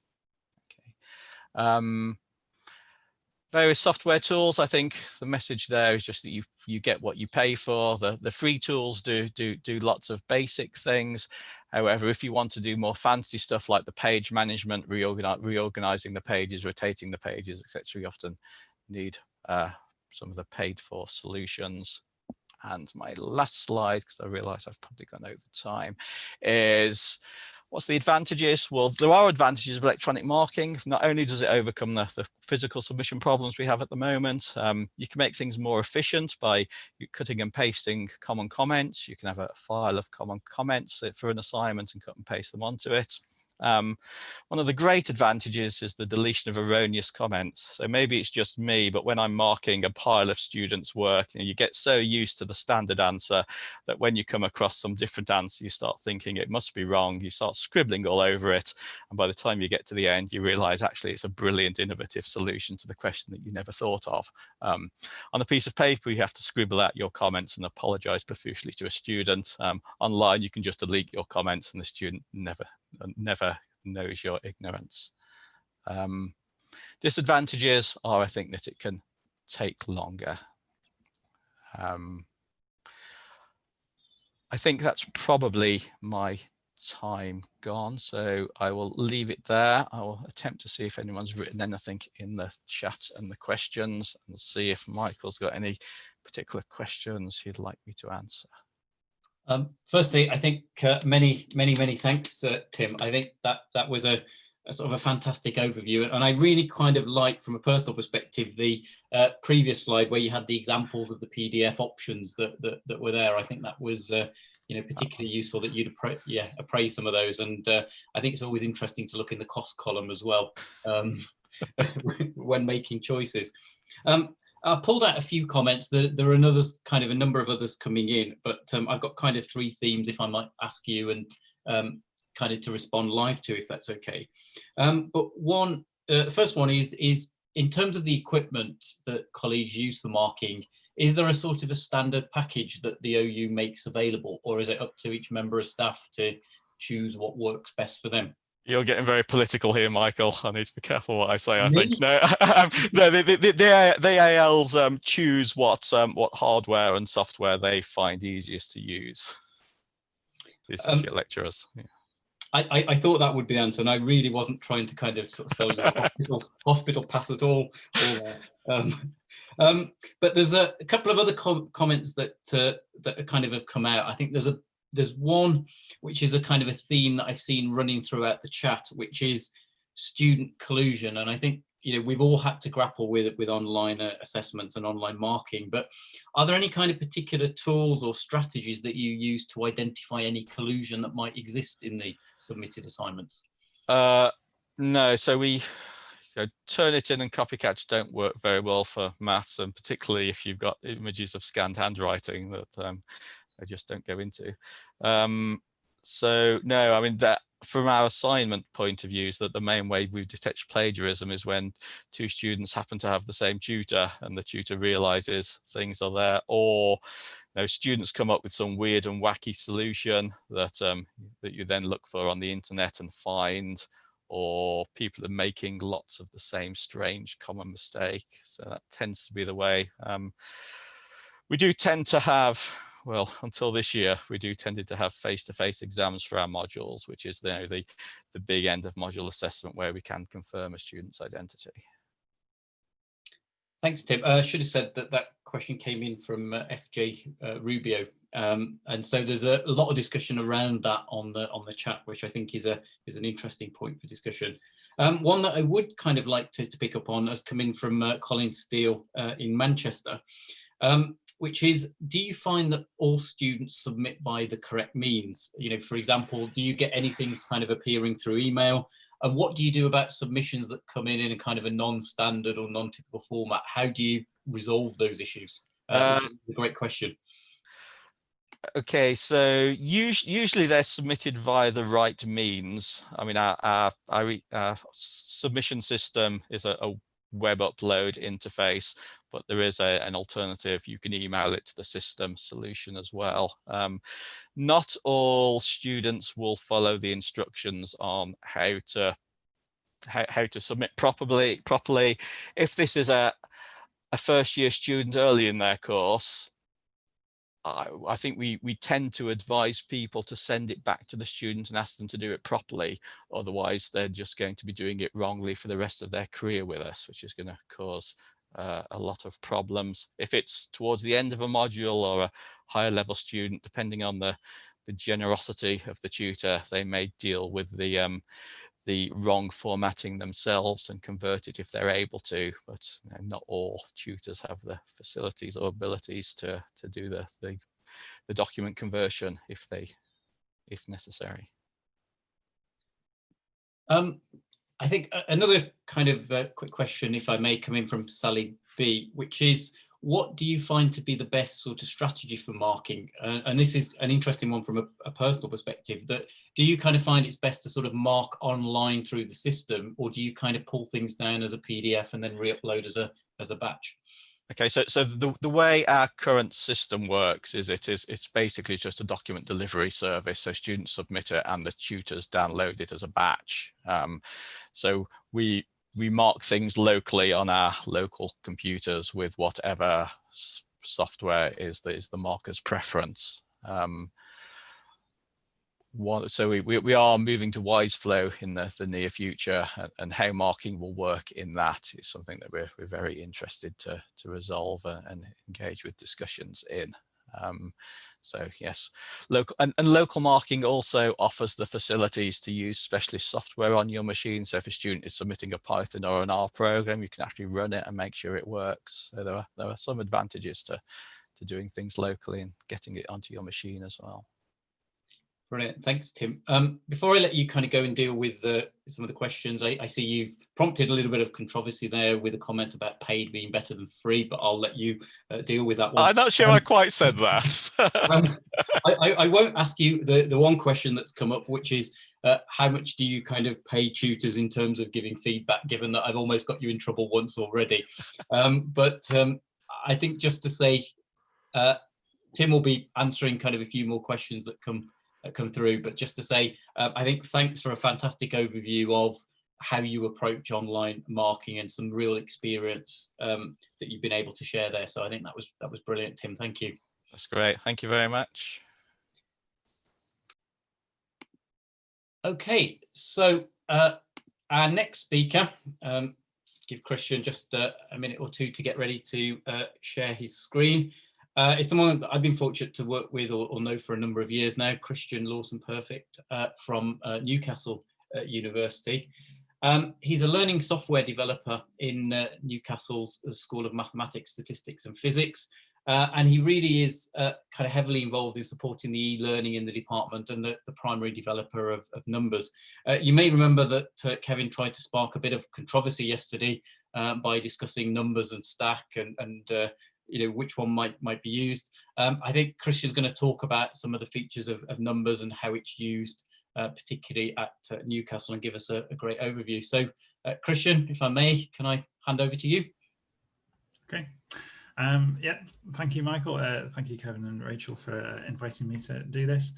Yeah, so I've been really busy for the past few weeks, as everybody has. But I think I've been particularly busy because the e-learning unit have had to, within 3 weeks, we had to put together some entirely online, automatically marked exams for our first year students and support quite a few service courses around the university. Our exam period, I think, finishes at the end of this week, so the light is finally visible at the end of the tunnel. So yeah, I've been asked to talk a little bit about numbers and how we use it. 13 minutes isn't a huge amount of time to go into detail, but I'll just talk about what we've done. So here are my slides. So Numbers is an open source e-assessment system designed from the start for mathematical subjects. It's developed basically by me at Newcastle. We've been using it for about 10 years. I can't remember exactly when we first started using it, but it's also used around the world. I think we're in the hundreds of institutions now. So the way it works, I know from looking at the participant list, there are many Numbers users watching, but I'm sure there are people who haven't done any e-assessment before. So the idea is that we have a web-based question editor. You then collect together an exam, we call it an assessment, give that to students somehow. The students answer the questions in a web browser again. They get immediate feedback on what they've done. And then the scores come straight back into your learning environment automatically.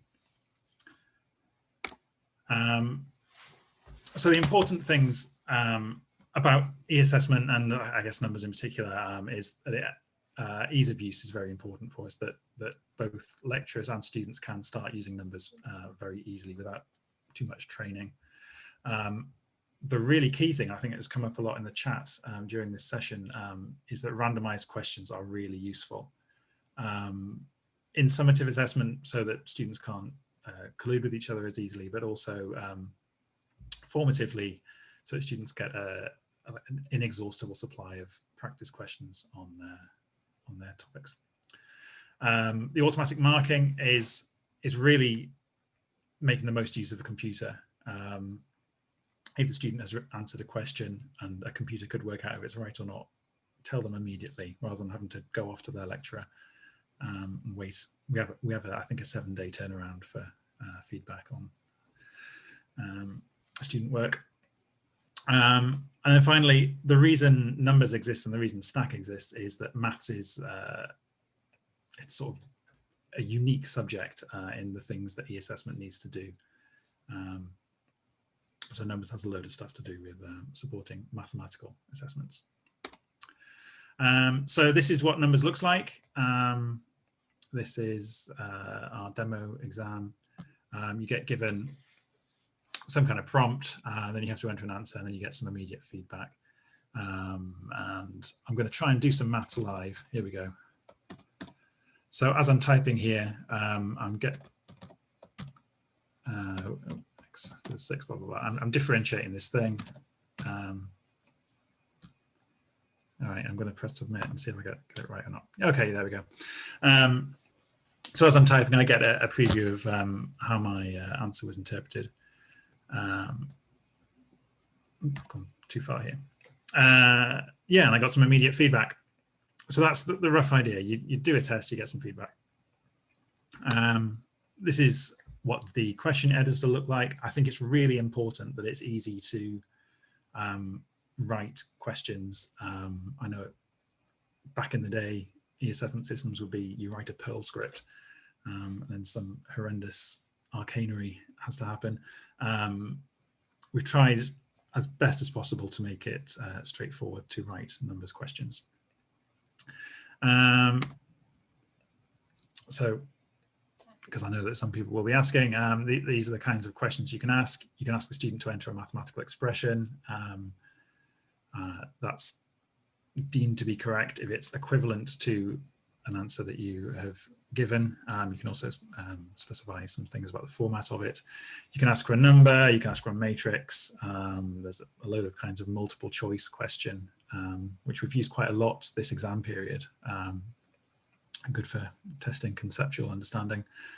There's a short text input, which we almost never use. And a really important feature of numbers is that you can make your own question types up and you can extend numbers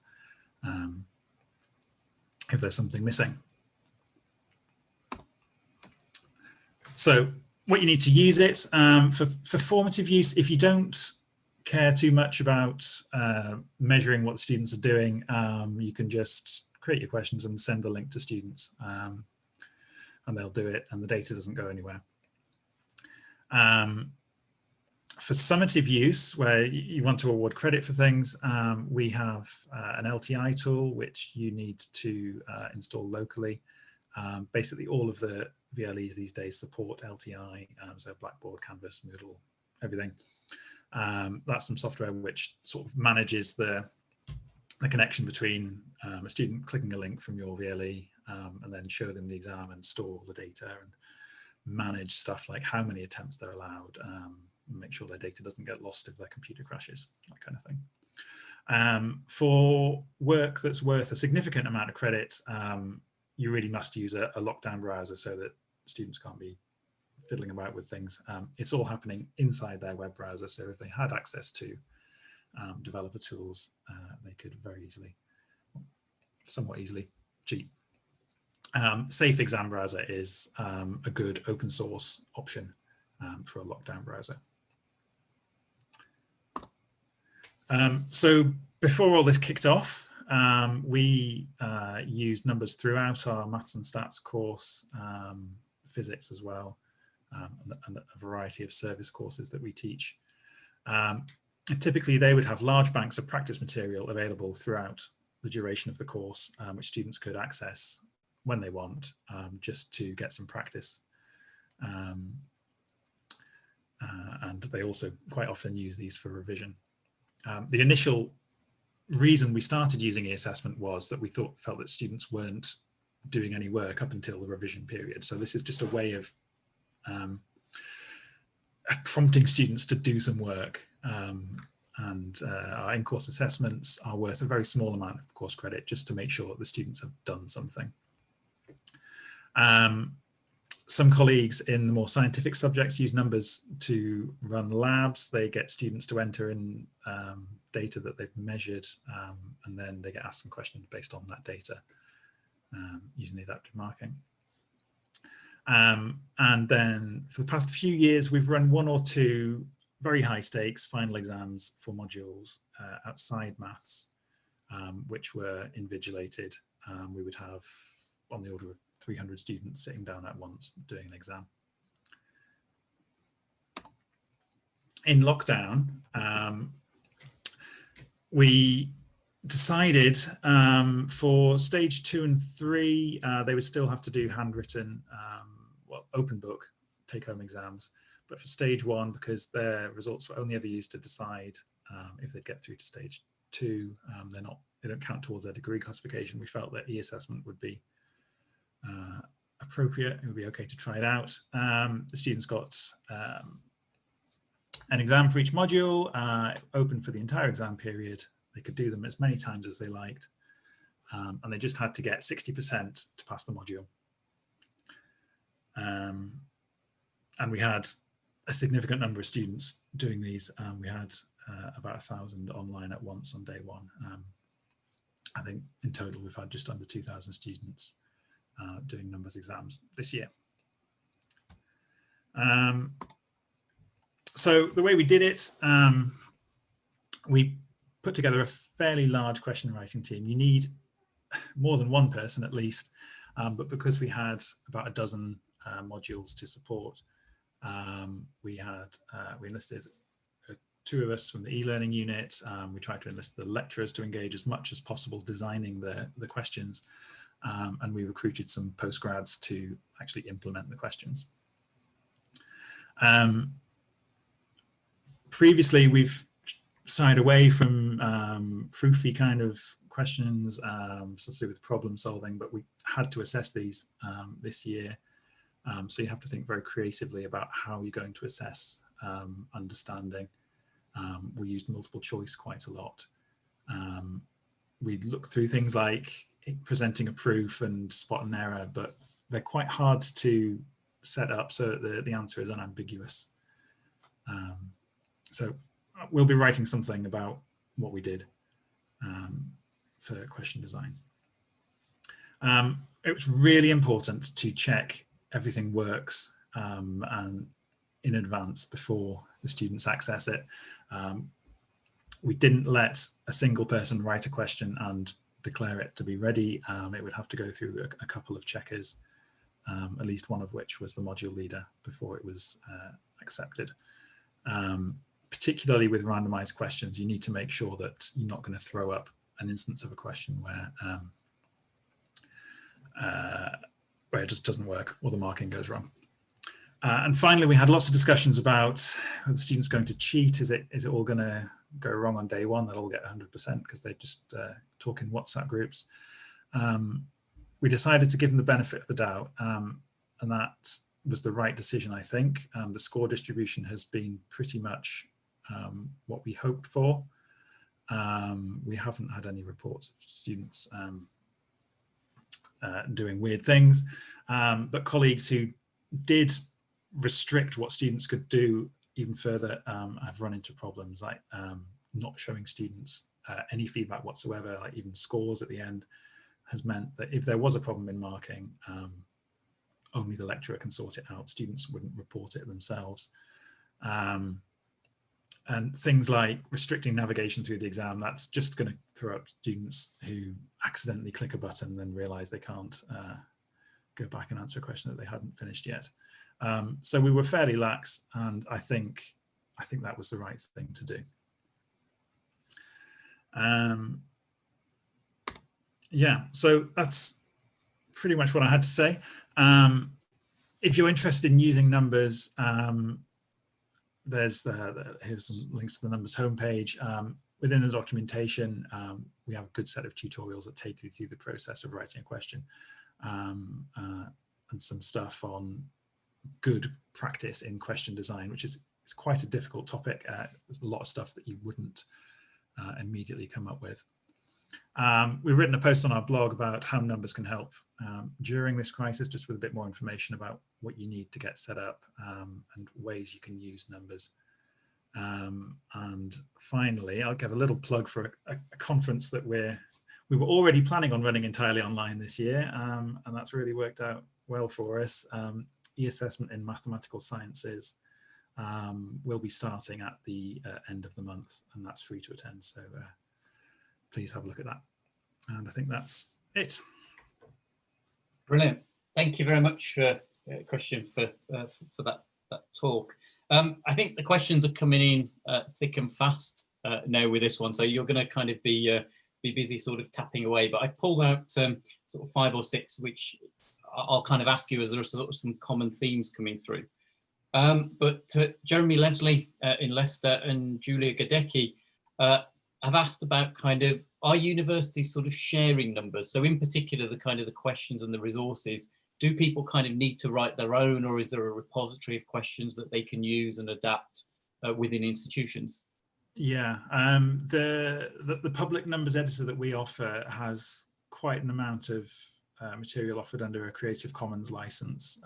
We have tried to publish all the stuff that we can, that we've made at Newcastle under a Creative Commons license, and other people have done that.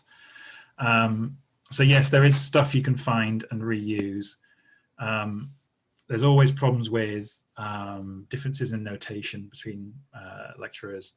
But then also there's a big quality control problem that for some people, a question might be good enough, but for other people, you might say that formatting is not nice, or the way that randomization works, you might not approve of. So yes, there is material being shared, but you have to do some work deciding what's right to use. Brilliant, thank you. Thank you, Christian. A question from Sally Barton, which is, how easily does it integrate with, say, an institutional virtual learning environment? Is it something that kind of colleagues can do, or does it need sort of specific IT support to make it embed properly within an institutional system? Yeah.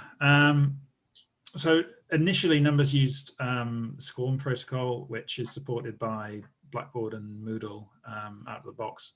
So if you use those, you can just start using Numbers without any intervention from your IT people.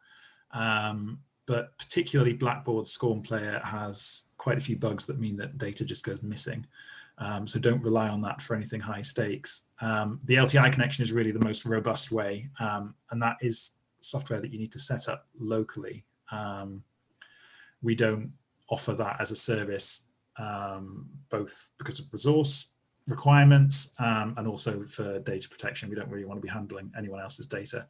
But again, that's open source, and quite a few institutions have set that up quite straightforwardly.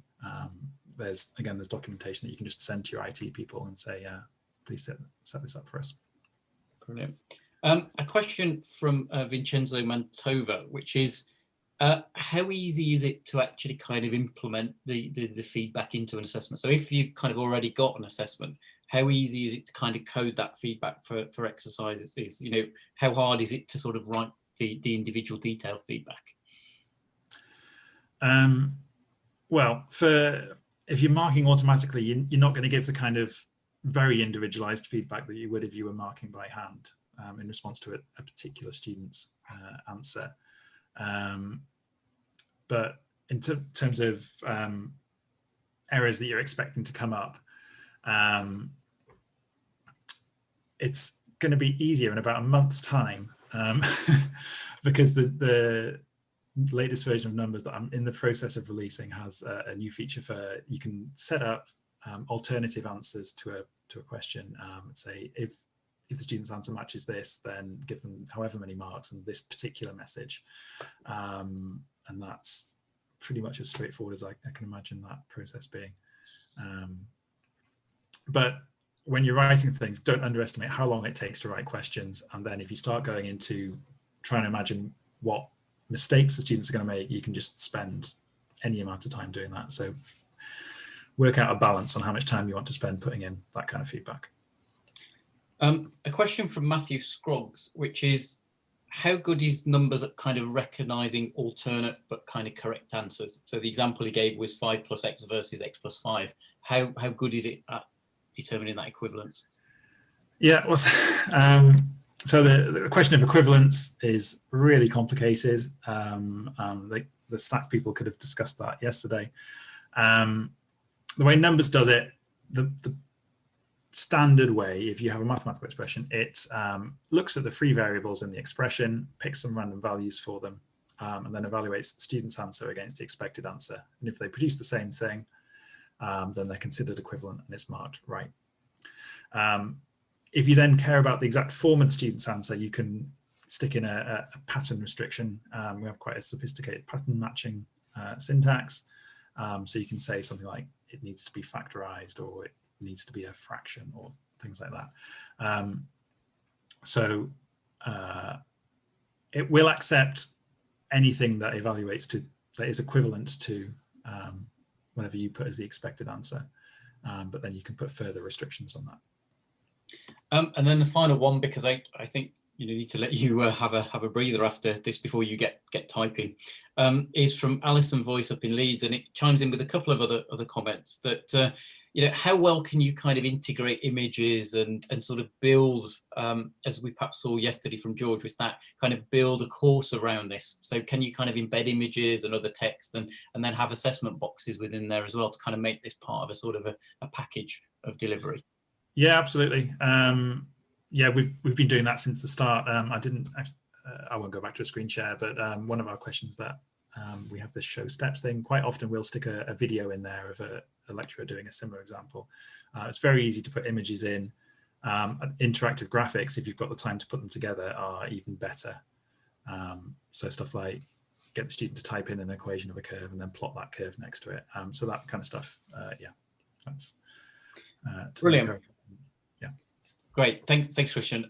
We'll let you get on with the typing, but I guess we should sort of say you've heard from Numbers and Stat. There are kind of other CAA systems available as well, DERIS, and I think that's probably why your meeting that you've got as the end of the month. I'll give you another quick plug for it. Is well worth kind of looking at, because you'll get, if you're really interested in that, do think about engaging with that meeting, because you'll hear from those involved in the different sort of systems. You can see which works are appropriate for your needs, but actually have that interaction with the people who understand and have used them to how they work as well. So there are lots of great expertise there, and I think we've been really fortunate to be able to hear from Christian based upon everything that he's done at Newcastle over a number of years now.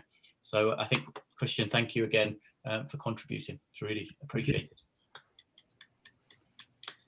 Okay, so not doing very well with time, but I don't think we're doing too bad. That we've now got, if I've worked it out correctly, another sort of short break within the programme to grab a bit of a breather. We've got about 15 minutes this time, so if we come back at 11:40, if that's okay, gives everyone a chance to have a little bit of a break and refresh tea or coffee cups. So see you all at 11:40.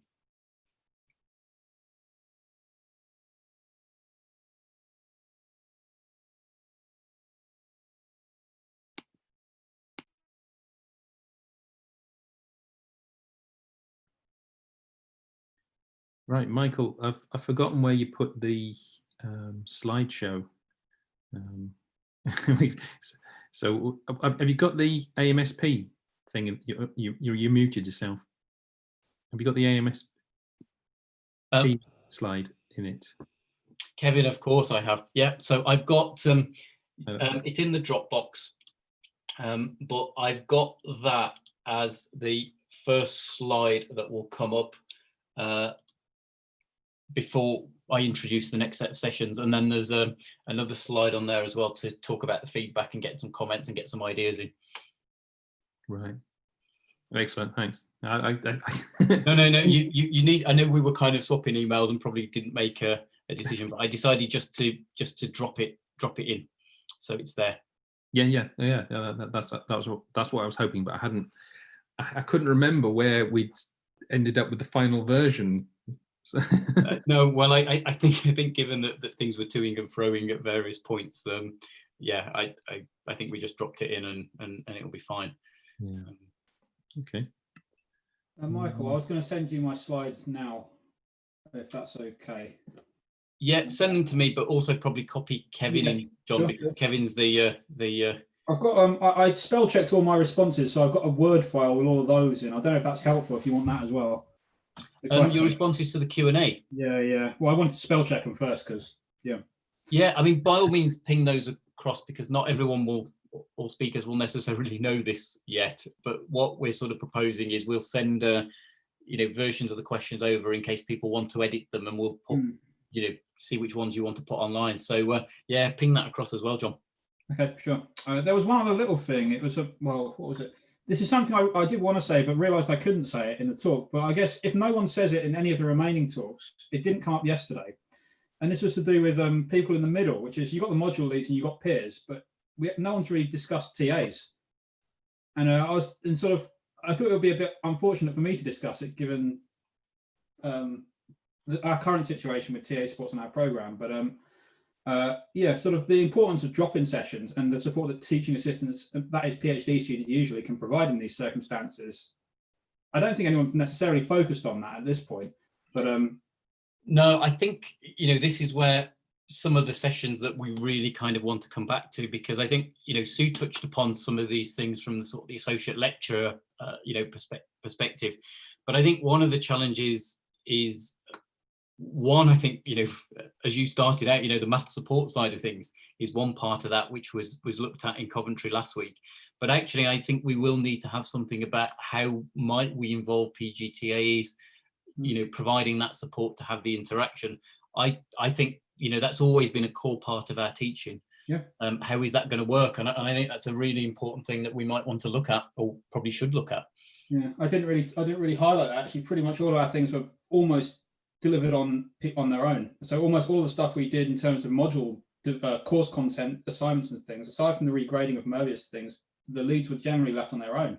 Whereas when delivering courses generally in the school, we will have TAs, and there are lots of things they can do. So I sort of felt that this was a point that I should try and highlight, but I felt a bit disingenuous highlighting it in the context of the JVGI. No, I mean, it's a really good point, and I think it goes back to some of the things that, you know, kind of Katie introduced yesterday, which this idea of the spine that kind of runs sort of through teaching. And you know, we've perhaps so far focused on the kind of the role of the academic who's sort of leading the module, but the reality is there are probably going to be a team of other people involved, a number of whom may not be academics. And I think, you know, helping people to teach online is a very different skill, as we've kind of perhaps seen. So I think it would be good to pull something out about that. You know, clearly I think Tim's sessions as well around marking was a really sort of key one. I think there was some really nice insight into that as well. I think unfortunately I was spending most of those sessions responding to questions, and so I didn't appreciate them as much as perhaps I could have. Yeah, well, welcome to Christian's world at the minute. Yeah, one of the points that we haven't covered is sort of like the support staff, the people who deal with student questions in the, you know, the student support office, you know, giving them the right forms and all those sorts of things. I think that's important as well, but we've not covered them in the way we haven't, you know, covered the tutorial assistants. And I think partly that's because we're trying to work out what we as lecturers are supposed to be doing. First of all, yeah. So thank you to them. Okay, so they were thanked at the end, but yeah, I didn't necessarily go into the details of all the roles that they've performed, but yeah. So one of the questions, I mean, I think this is going to be something that we clearly sort of think about, and I mean we'll mention this in one of the next slides, but I think we're very keen that. And there's probably a lot of appetite for having something continuing that looks at a number of different themes that have come through. And I think, you know, this has been a really nice way of kind of lots of ideas that are really quite accessible and practical tips. And now what we might want to do is look at sort of maybe, you know, the good old fashioned weekly seminar type approach where you have something in a bit more depth. Yeah, I think that's an excellent idea. And yeah, I think what you're proposing is perfect, actually. Yeah.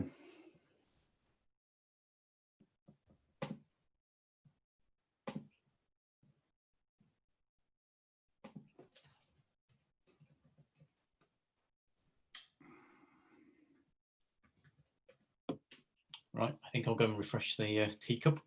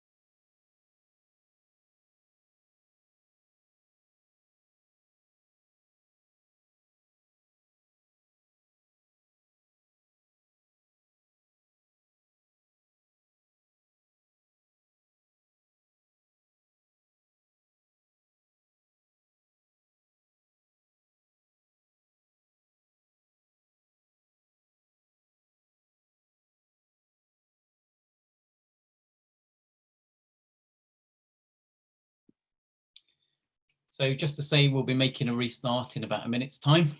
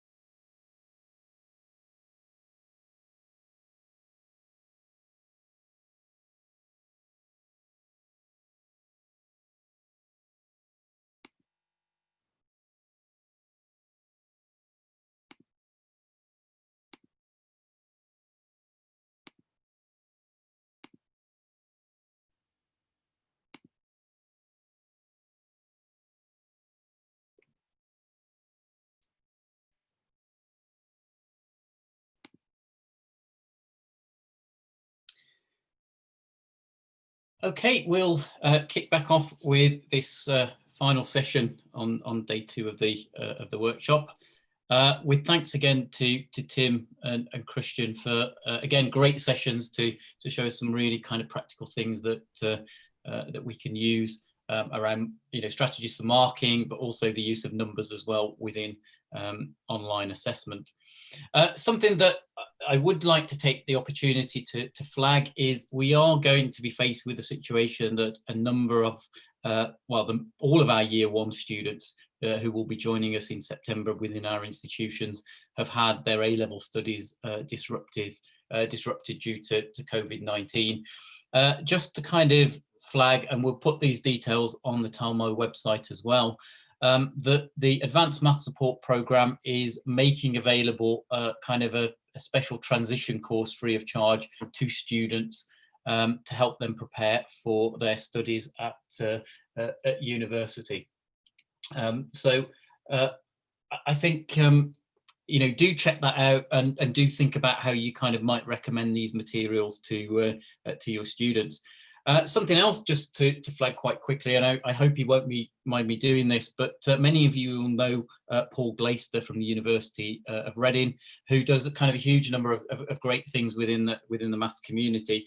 He's just pinged across a document that he's put together that pulls together a number of kind of online resources and materials that might be useful to send out to students who are commencing their about to commence their university studies as kind of a sort of a preparatory resource.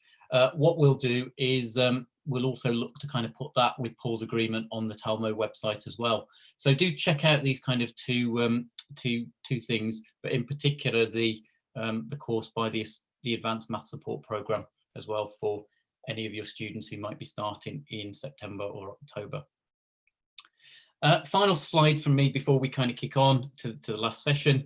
Really just to kind of say, I think big thanks to Kevin and Rachel for all of the organisation in bringing this together. And I know Rachel's been very active with some of the chat comments around ideas that have emerged for future plans. We are going to put around a feedback form. We do kind of genuinely want your views on how this has worked, to try and kind of find out in particular how we might offer some further support through this initiative over the coming weeks.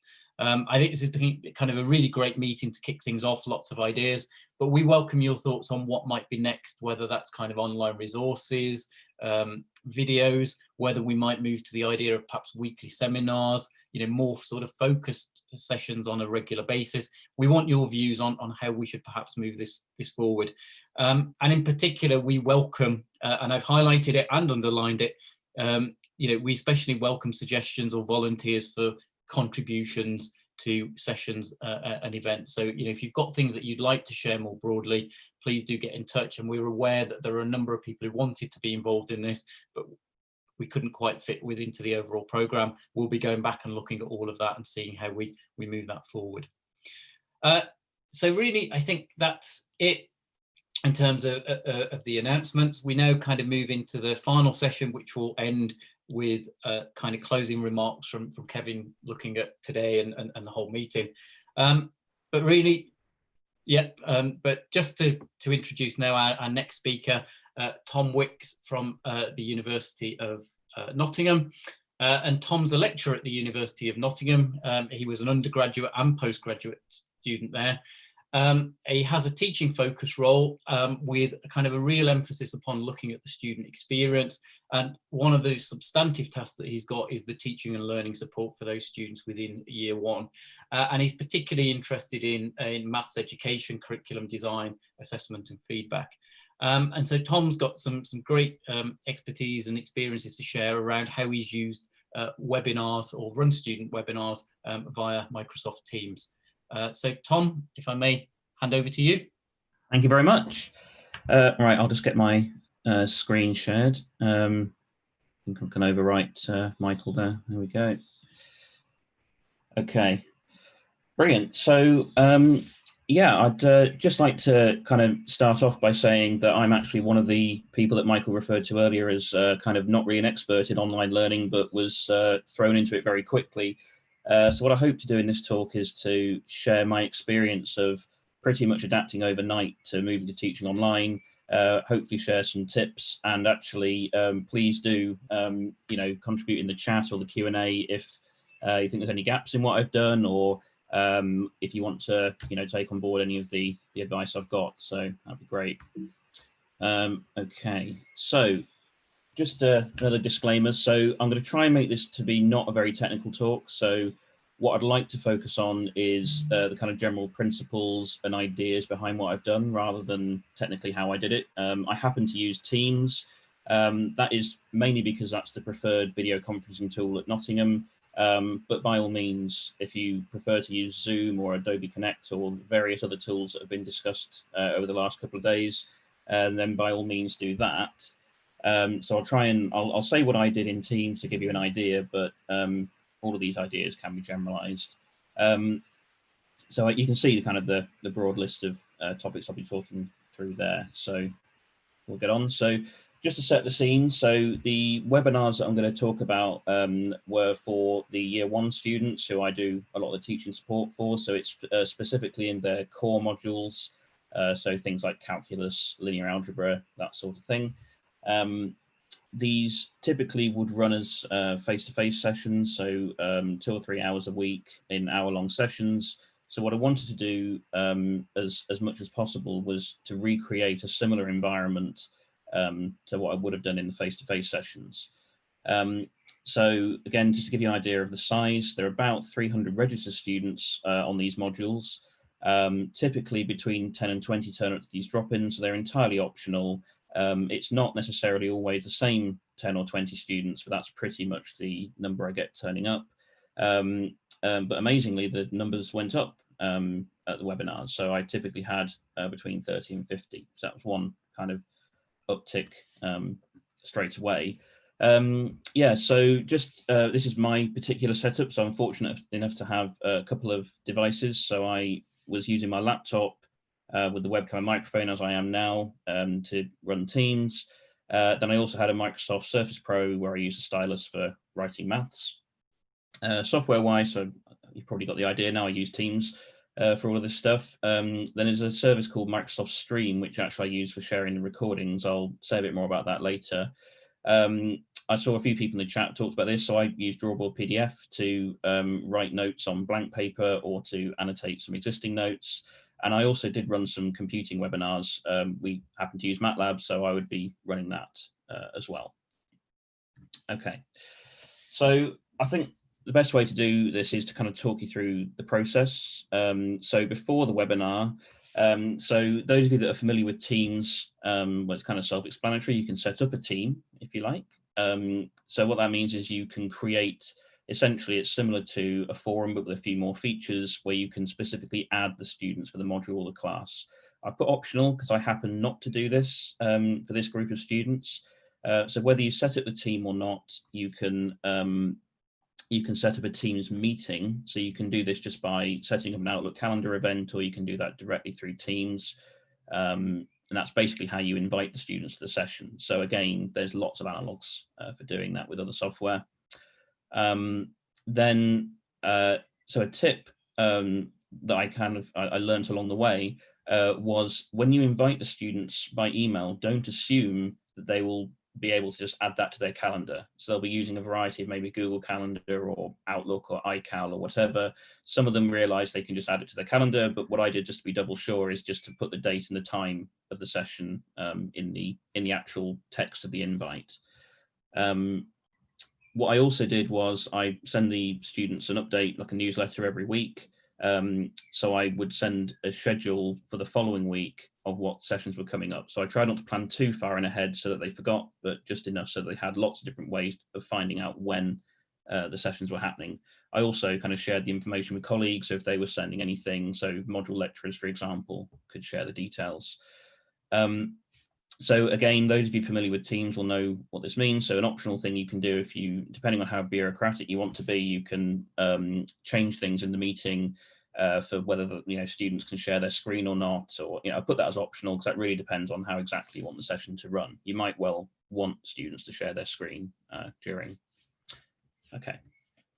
So during the webinar, so I signed into the meeting, so it's possible to do this on most of these. So it's certainly possible on Zoom and Teams. That's about as far as I know. You can sign in multiple times.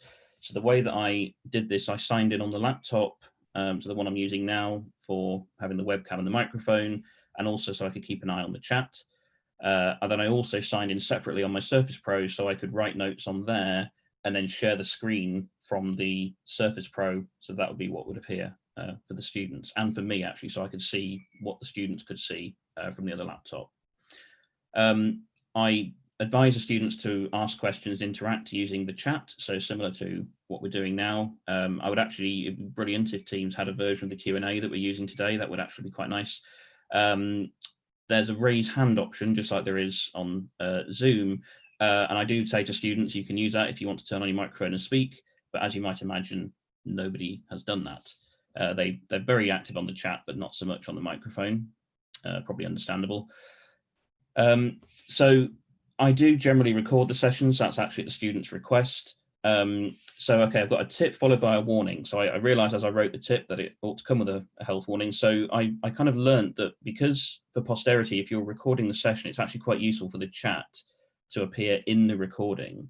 So it's in real time, so that when I'm kind of responding to questions, I can, so that anybody watching the video later can see what I was actually responding to.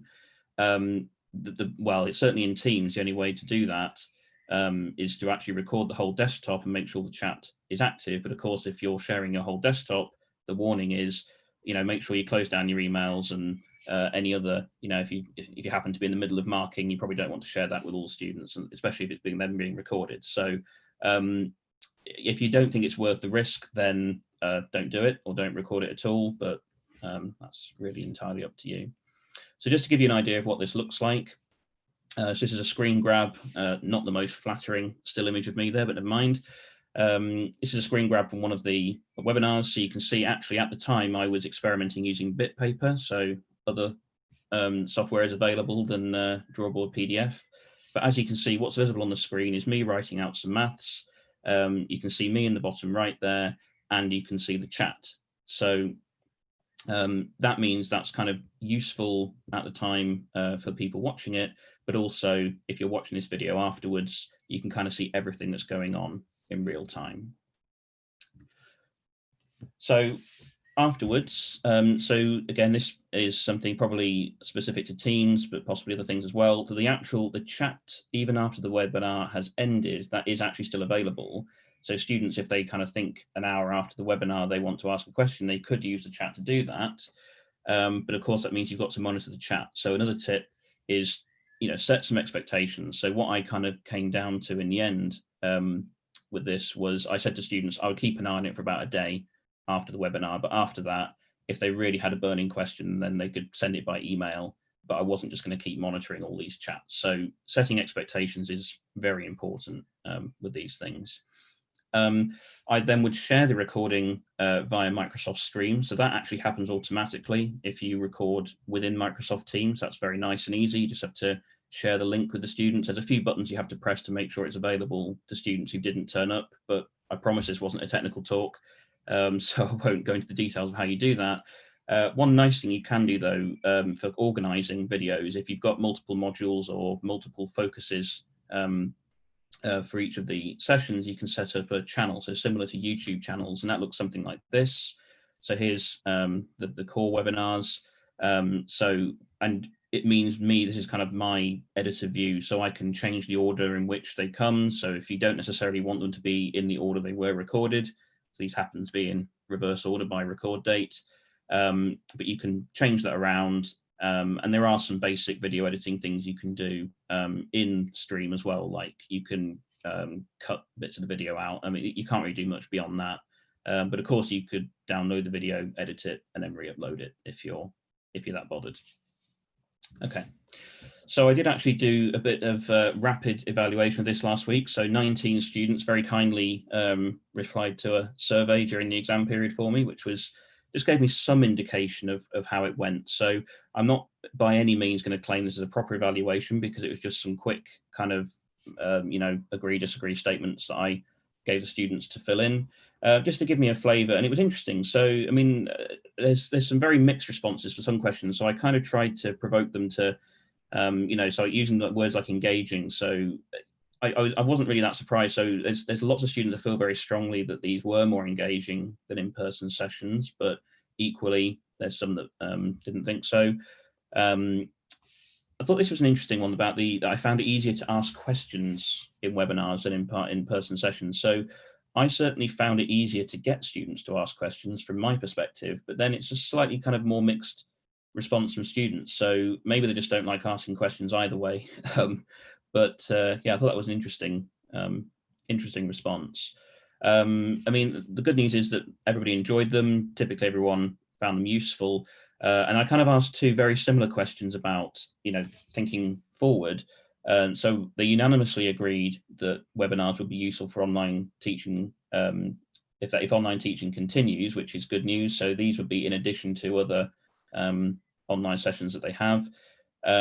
And actually, pretty much everybody also agreed, maybe not so strongly, that they would find them useful in addition to in-person teaching. So that's quite good news for me, because I quite enjoy giving them. And actually, I think I've kind of happened upon, particularly for computing teaching support, a mechanism for giving support to more students. So I think it'd be interesting for this kind of thing to carry on even when in-person teaching resumes. Okay, right. So just a few qualitative responses. So there was a couple of really interesting points I want to pick out from the students raised. So they really like sharing the screen. So they like seeing exactly what I was doing alongside the explanations. That was important.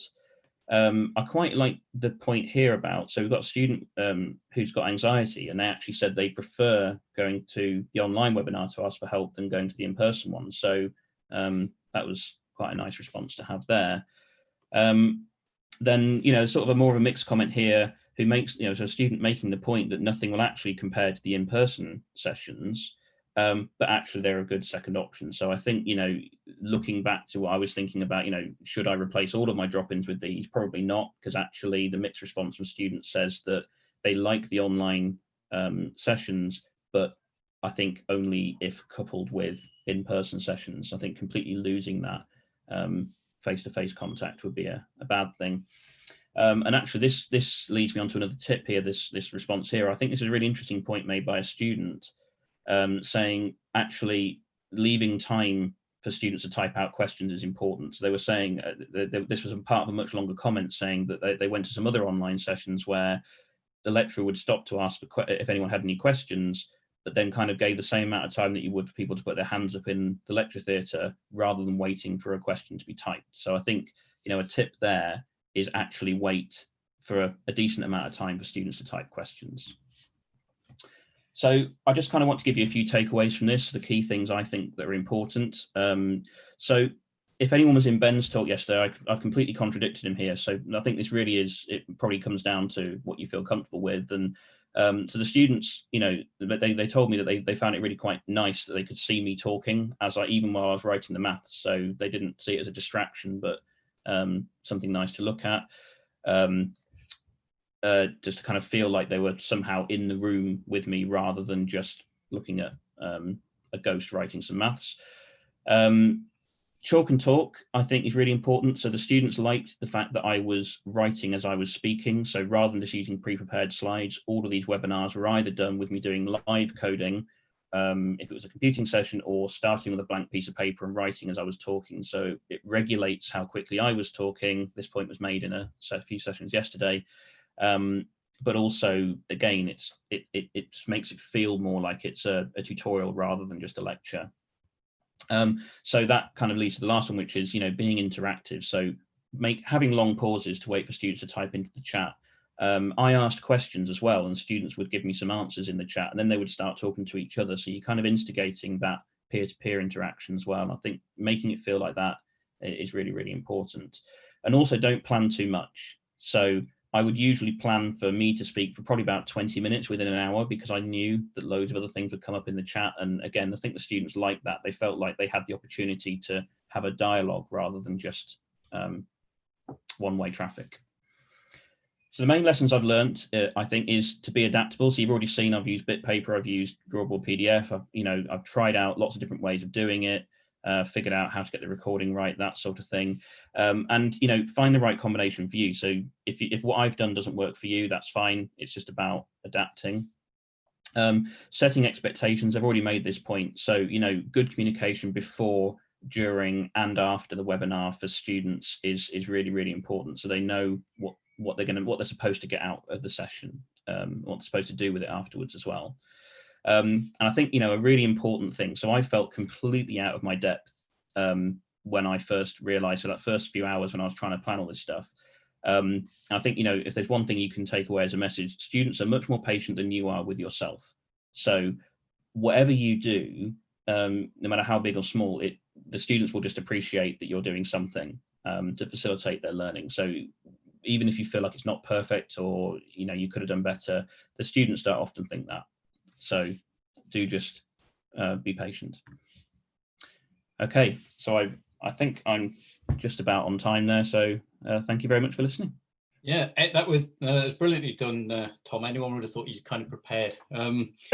Like saying "don't plan too much" was a kind of a phrase I took from the end. Thank you. I think, thank you very much for that contribution. I think those kind of top tips and things that you sort of realised are sort of really quite helpful and resonate with many people. I think you're also going to be busy responding to some of the questions, and if you find you're not, do help out Christian, who's still working hard on that as we speak. I pulled out a few themes, if that's okay, and I'll try and group as many together as possible. But there's a number of kind of questions coming up around, do students appear on the video? Are they able to kind of contribute audio, or is it sort of very much they're there and it's you kind of speaking? Yeah, so, I mean, if I just go back to that, so that was a typical screen grab. So, I mean, you can see there is one person with a picture there. I don't think that's genuine. Yeah, so typically, so they can appear on video, so it's not like the session we're in now where it's been restricted. So and occasionally one or two might appear on video, but most of them just decided not to. And like I said, I already invited them to use the raise hand feature to contribute on the microphone if they wanted to, but typically they just didn't. They were very, very active on the chat, and I was trying to keep an eye on how many students were in. So which students were in the participants list, and then which ones were talking in the chat, just to see, were there any kind of silent. There was a few students who just came and didn't really actively engage, but were, they were there for the whole thing anyway. But actually, it was usually more than half. So more than half of the people in the room were contributing in the chat, even though they weren't doing it with their voice. But yeah, I mean, I think maybe part of it is because, these are students who have spent all year learning in one way. Now they're learning in a new way. Perhaps when we start with the first years this autumn, things might be different because they don't know they're not allowed to speak. So, yeah. Thanks, Tom. I think there's sort of some interesting points. There was a comment or a question from Deirdre that within their institution they require students to be anonymous. So clearly there are all those sort of things to think about. But it seems like students are choosing to be anonymous in many ways, but will interact via a sort of an anonymous opportunity if that's the case. Tom, how much work did you put into kind of the administration in organising these sessions? This is a question from Sarah Santos. So early on, quite a lot, mostly because I kept getting it wrong and I had to keep doing it again. But then by the time I was into about my 3rd week of doing them, it was minutes to set each one up. It was mainly just, and often what I would do, I'd just copy and paste a calendar entry from the previous week. So once I got the hang of it, it was not much time at all, because in terms of the actual delivery of the session, I gave as many hours each week as I would have done to the in-person sessions. So in terms of overhead on top of that, very little actually. Once you've figured out how it all works. And then final question, if I may, which has come in from Gemma Shipton, which is you mentioned in there, Tom, that you found this approach worked particularly well for teaching computing. Can you say a bit more about what it was that worked particularly well for that topic? Yeah, so I do a lot of, so as part of the core support, a big part of that is computing. And what I would do, I would have a weekly drop-in session, which is on top of the labs for computing, where typically I would actually get up to about 50 students turning up to that, and it would just be me. And most of the time, the issues they would have would be quite specific, but not so specific that it's personal. So what it actually meant was, I somehow had to try and get round to all students. So I had roughly, 1 minute per student. And it turns out that about 5 of them actually had the same question, but they were sitting in different places. Whereas doing the same thing online, so people could post those questions in the chat, and I could just share my screen and, do some quick coding examples or, address the questions. And the students were particularly positive about that part of the webinar series. They found that, there'd been regular attendees at the in-person sessions, and the online ones, they just got so much more out of those and wished they'd been there all year. And so do I, actually, because I found it a lot less stressful doing it online. Brilliant. Just say thanks again, Tom. You'll be online later. Yep. To answer kind of any questions that come through. But again, thanks for those, real personal insights. And I think that's been a strength of this program, is that, colleagues are sharing their opinions of having to do this very, very quickly. And it's that kind of raw experience that I think is going to be so valuable for people to hear from. So thank you again, Tom. Thank you very much. No problem. And our final speaker of this particular workshop, Yuri Basilov. We've spoken a lot, and I think we've tended to focus upon sort of undergraduate courses. Ben spoke about the MSc at the Open University yesterday. But Yuri's got a lot of experience of having been involved in the delivery of postgraduate level courses through the MAGIC initiative that's been going for sort of 10, 12, maybe even longer years now. And he's now going to kind of share some of the insights that have been learnt from that experience. So while Yuri sets himself up to share the screen, just to say that Yuri Basilov is a lecturer at the University of Manchester. He's been involved with the MAGIC PhD Talk Course Centre for several years. Before that, he was director of the Pure Maths PhD programme, also at Manchester. His research is in abstract algebra, and he's got a particular interest in the use of software for mathematical research and teaching. So, Yuri, welcome to the meeting. Over to you. Thank you, Michael, and thank you to the other organizers for having me.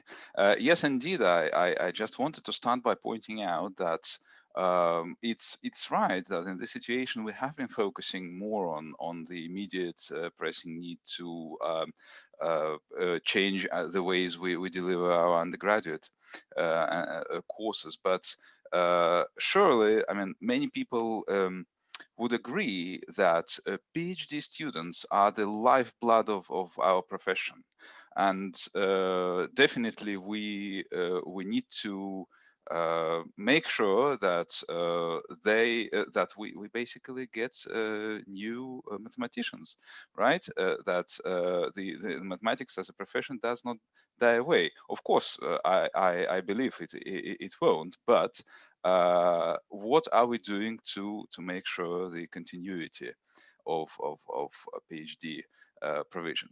So I will speak about PhD level courses specifically. Okay, I stress that I will use MAGIC Taught Course Center as an example. I will tell you a little bit of magic, and I will ask questions. Well, actually, yes, that's not a mistake. Rather than teaching you what to do, I will rather pose questions, and I want to be thought-provoking. I want to sort of stimulate the discussion, perhaps. So magic, that's the magic website, maths-magic.ac.uk. Generally, why taught courses for PhD students in maths? Well, I think this question has been asked many times, and of course, there is this point of view that well, PhD students must focus on their research. But honestly, I mean, if you look at what has been said on the subject, for example, in sort of more recent, from more recent examples, LMS, London Mathematical Society position paper 2010. The breadth and depth of PhD training, breadth and depth, and surely when you are doing a PhD, you have a lot to learn, not just in your particular area, and not just for writing your own thesis. This was a theme in several, in fact, at least 2 recommendations by International Reviews of UK Mathematics to provide PhD students with the opportunity to take taught courses at PhD level. And may I remind you that the PhD program is usually, I mean, routinely think of, if you look at the funding from UK research councils, it's routinely 3.5 years in mathematics to account for the fact that PhD students will have to engage in taught courses. Now, so basically, my answer to that is our discipline needs competent researchers and teachers, and competence includes learning things which may be not necessarily in your narrow area of where you focus your research. So how do we provide, how do we give the students this opportunity? So, of course, some research groupings and some math departments set up their own courses for PhD students in maths. That's fine.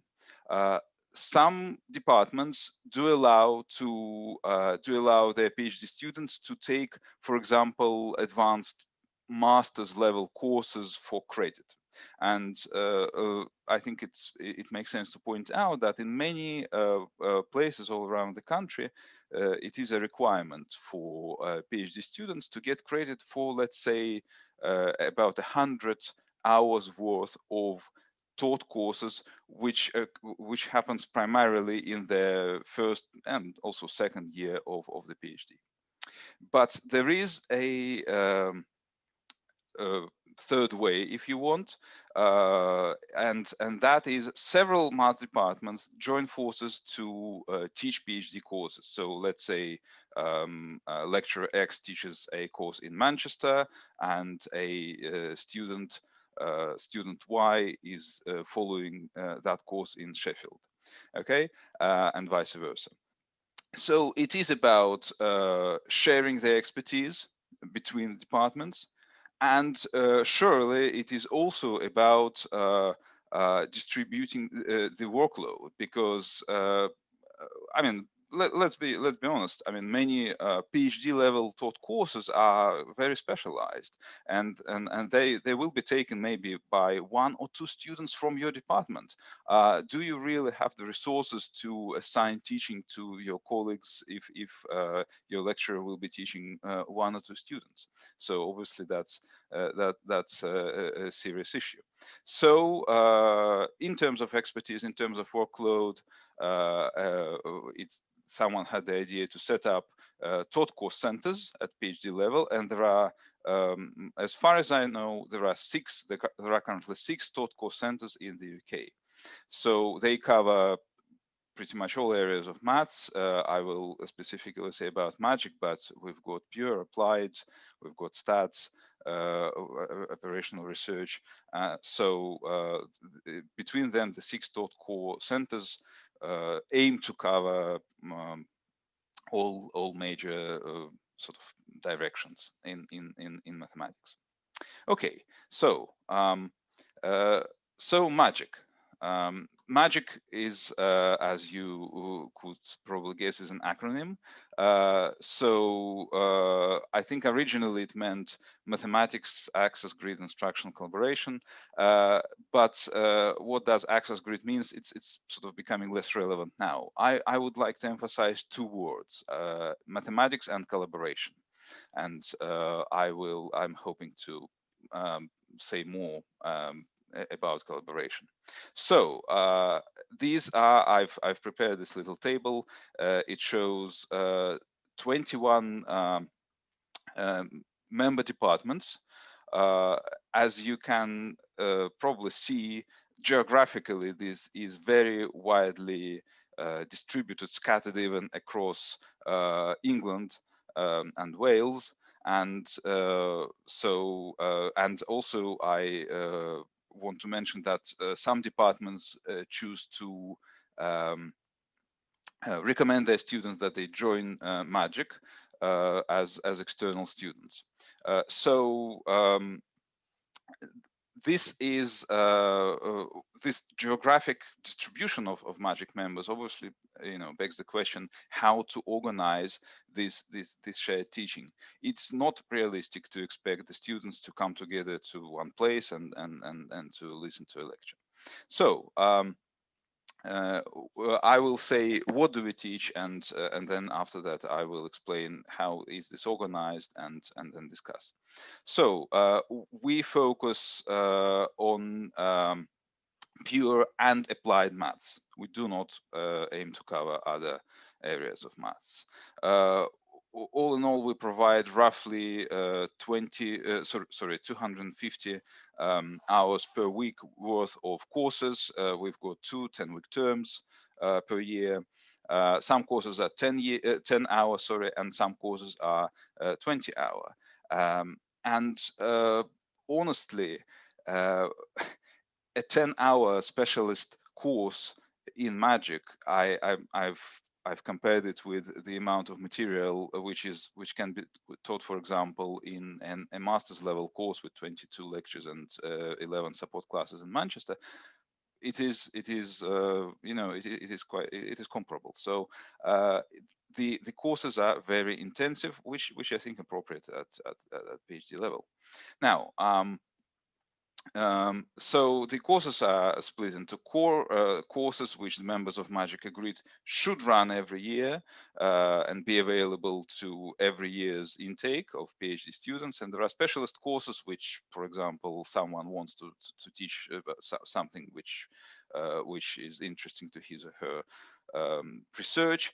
But of course, the courses are selected. The courses we provide are actually vetted and selected by a program committee, which I will mention in a minute. Now, of course, I think this theme has been brought up by previous speakers in this workshop. Assessment is, and that's my opinion as well, assessment is extremely important.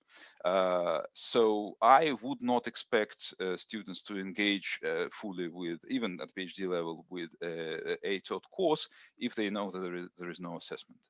So how do Magic lecturers assess students? The rule in Magic is that students are given a takeaway open book exam paper, which they have about 2 weeks to do and to submit via the Magic website. Now, I think I think it's right to mention that, because John did mention it earlier today, the fact that open book assessments are suddenly becoming the norm, I guess.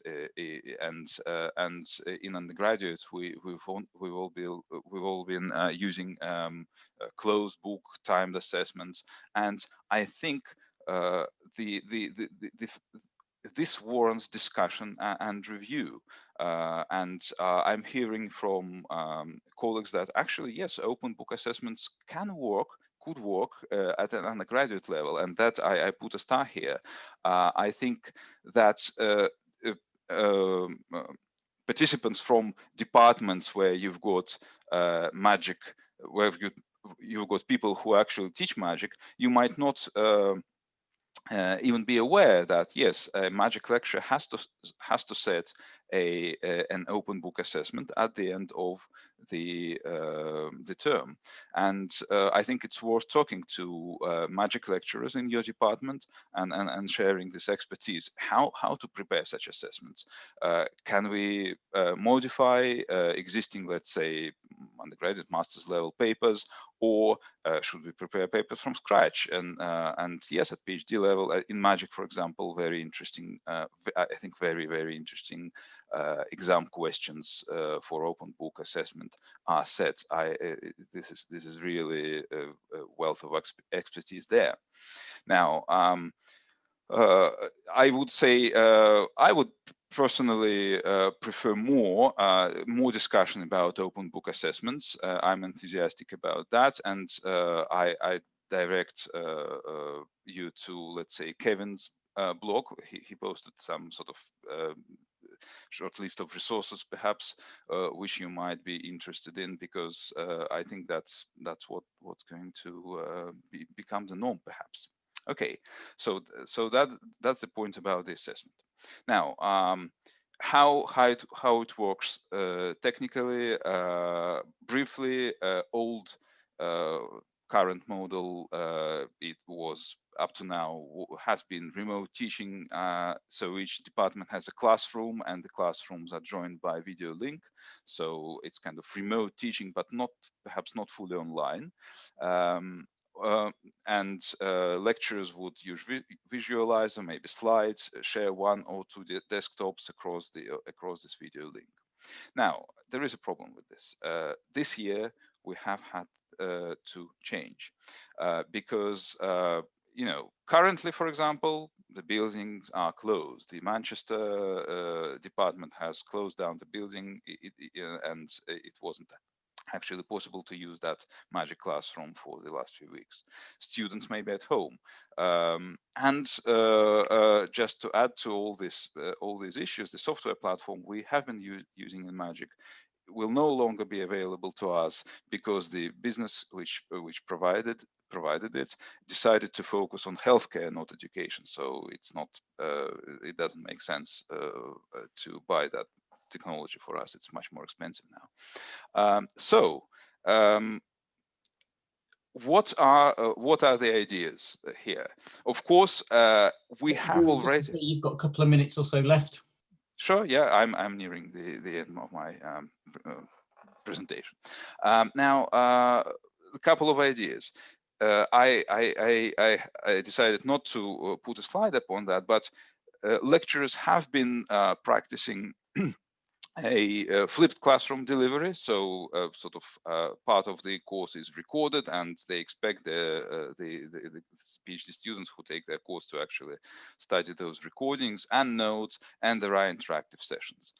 So obviously we could build on that, but perhaps if we look at the changes we have to make, and we have had to make, is yes, we need a new platform. So basically the paradigm will be different.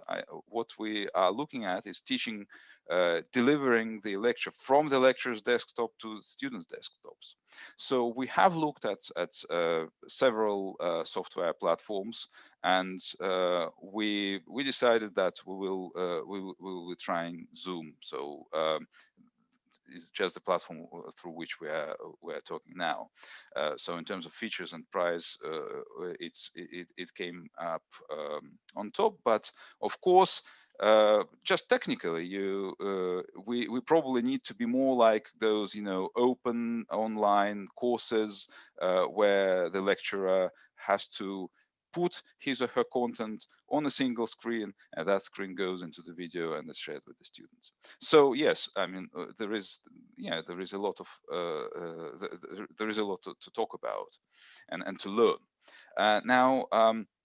Also, in response to this pandemic situation, we decided we will we can offer PhD students outside Magic free access to recordings of the lectures. So perhaps in terms of sharing the expertise and sharing what we've got, and that's what we are discussing right now.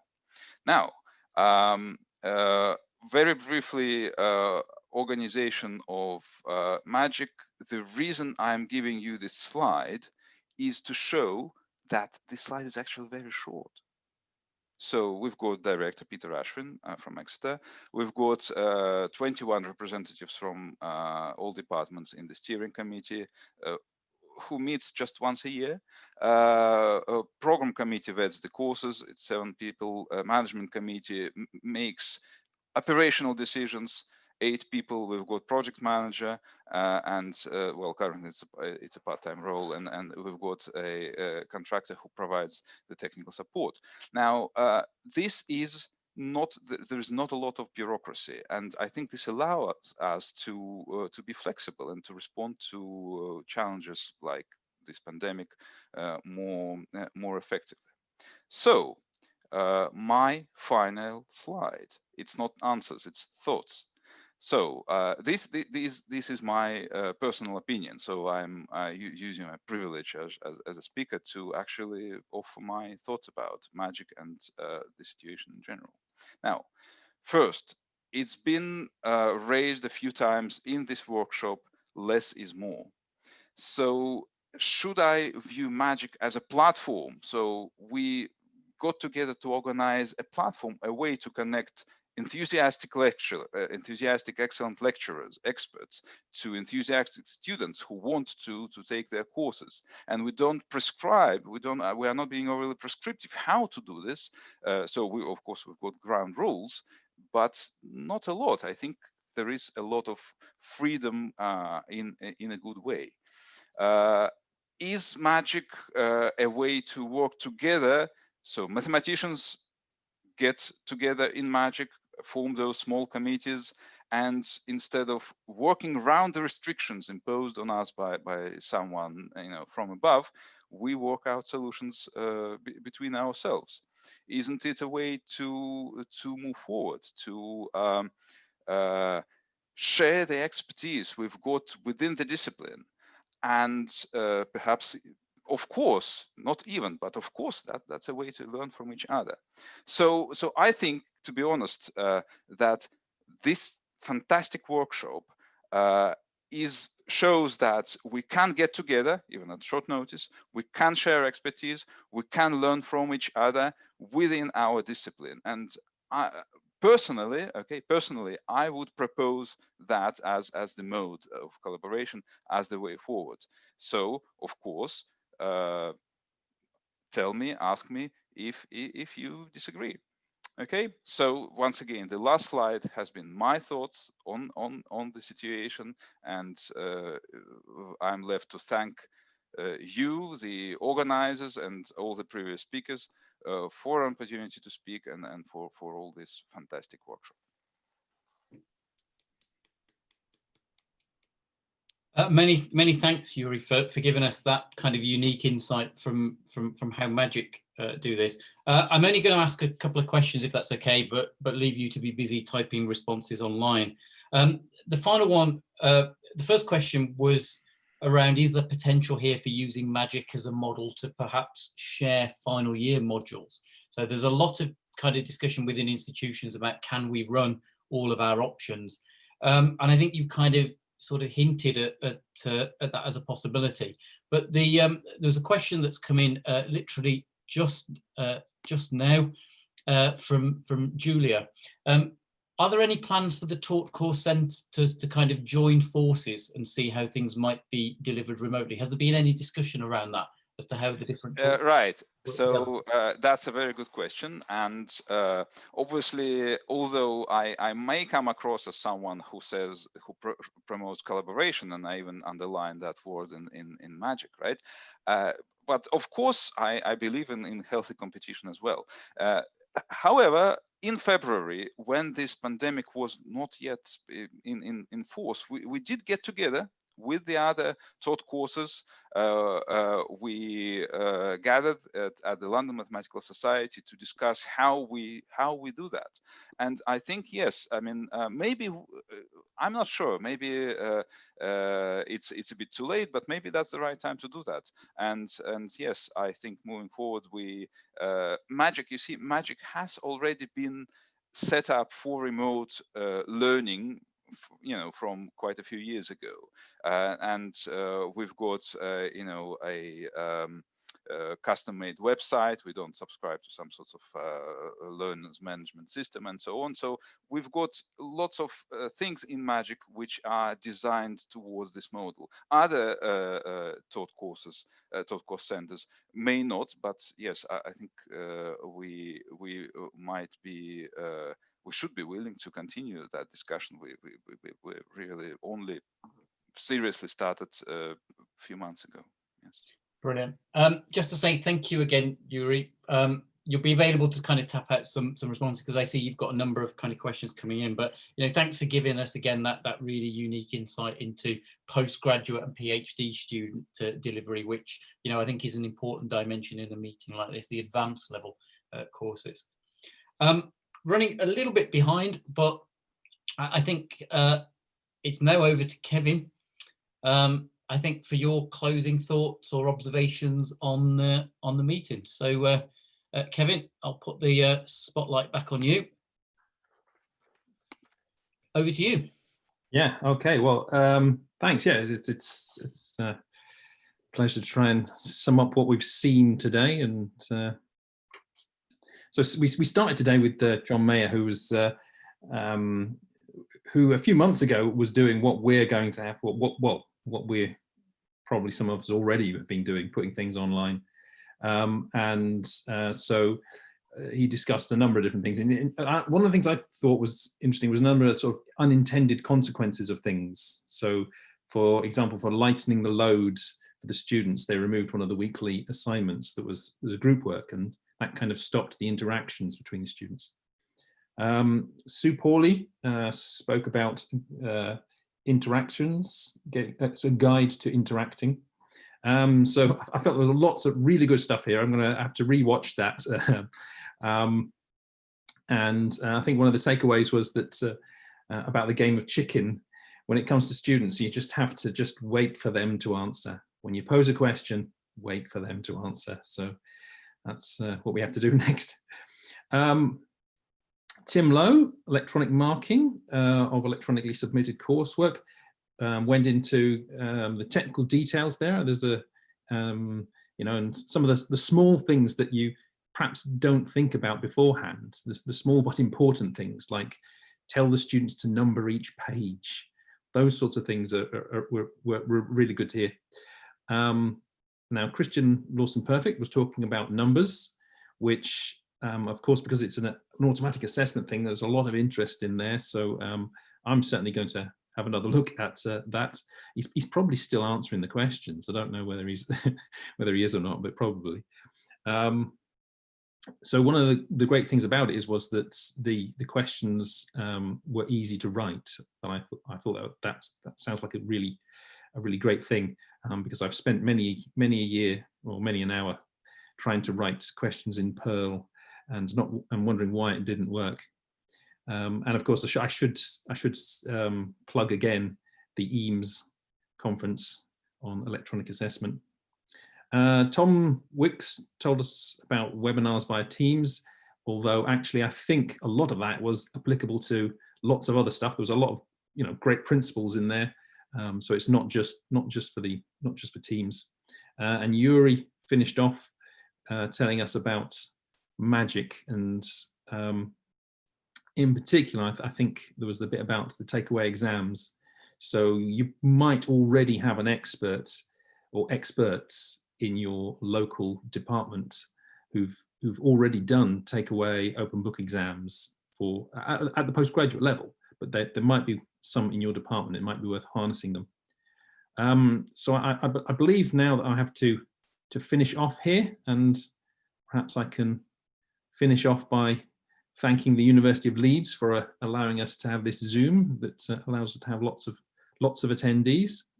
And of course, a really big thanks to all our speakers who've shared many great ideas.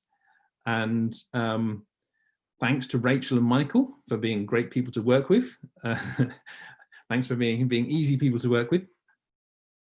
And I should have actually set this up a little bit sooner, because there was one thing I had wanted to show you. So hang on, bear with me. You can tell this is all live, can't you? So don't want that bit. Everybody else was doing this so well, and I'm not. So I should point out that the website that's there, that wasn't there a few, less than 4 weeks ago. There was nothing there. So you've got the list of speakers and links to them. There's also the resources. So the resources are a bit of a mess at the moment. Sorry about that, but there we go. I'll tidy them up. Links to other events, I'll continue putting things there. And something I put up just this morning, there was an online workshop by Sigma, which had lots of really technical stuff. I mean, it went into lots of detail, and there's about 5 hours worth of material there that you may want to look at and fill it out some ideas. The proceedings of day one you can find here. We've got already got the talks online, and we've got most of the PDFs available. So I've not quite sorted out the thumbnails, so apologies to the speakers if they they don't like their current thumbnail. Anyhow, so those are the resources. Keep an eye out there for day two. I'm going to be adding that. And so just about what we're going to do going forward, Michael's already mentioned this, and there's lots of things that could be done.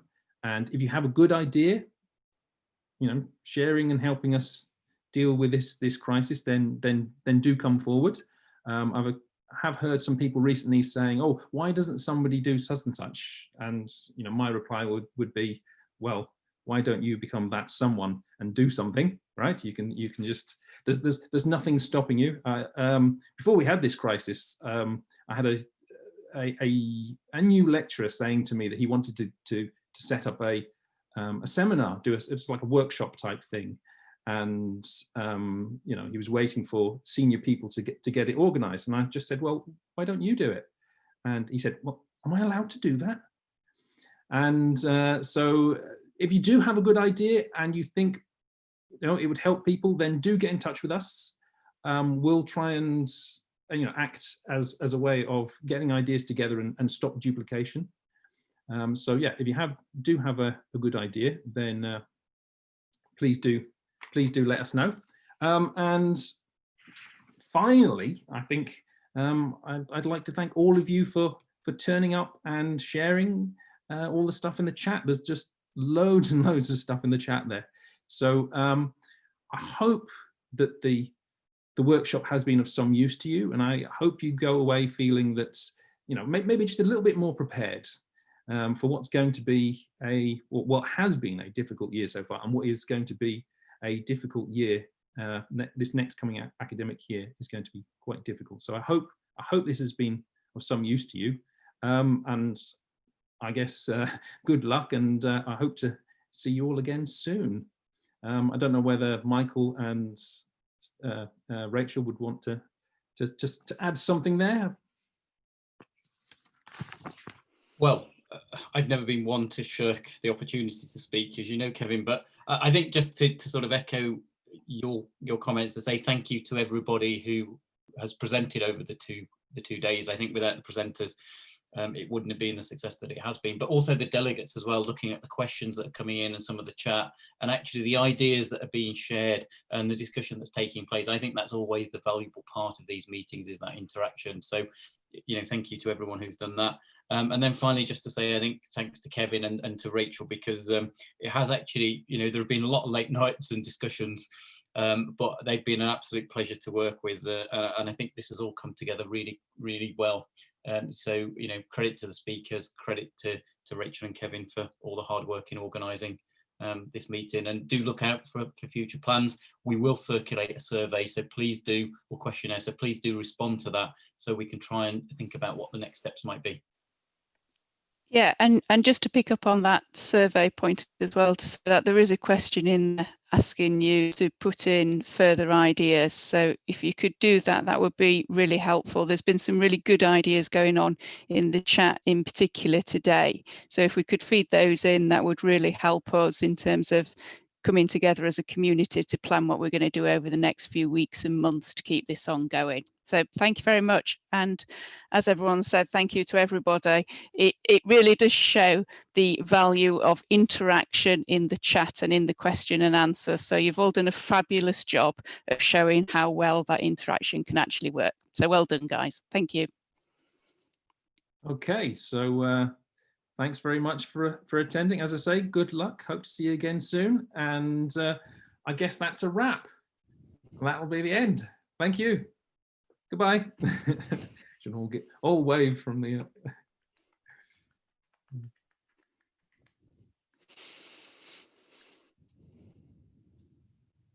Right. So I'm going to stop recording now.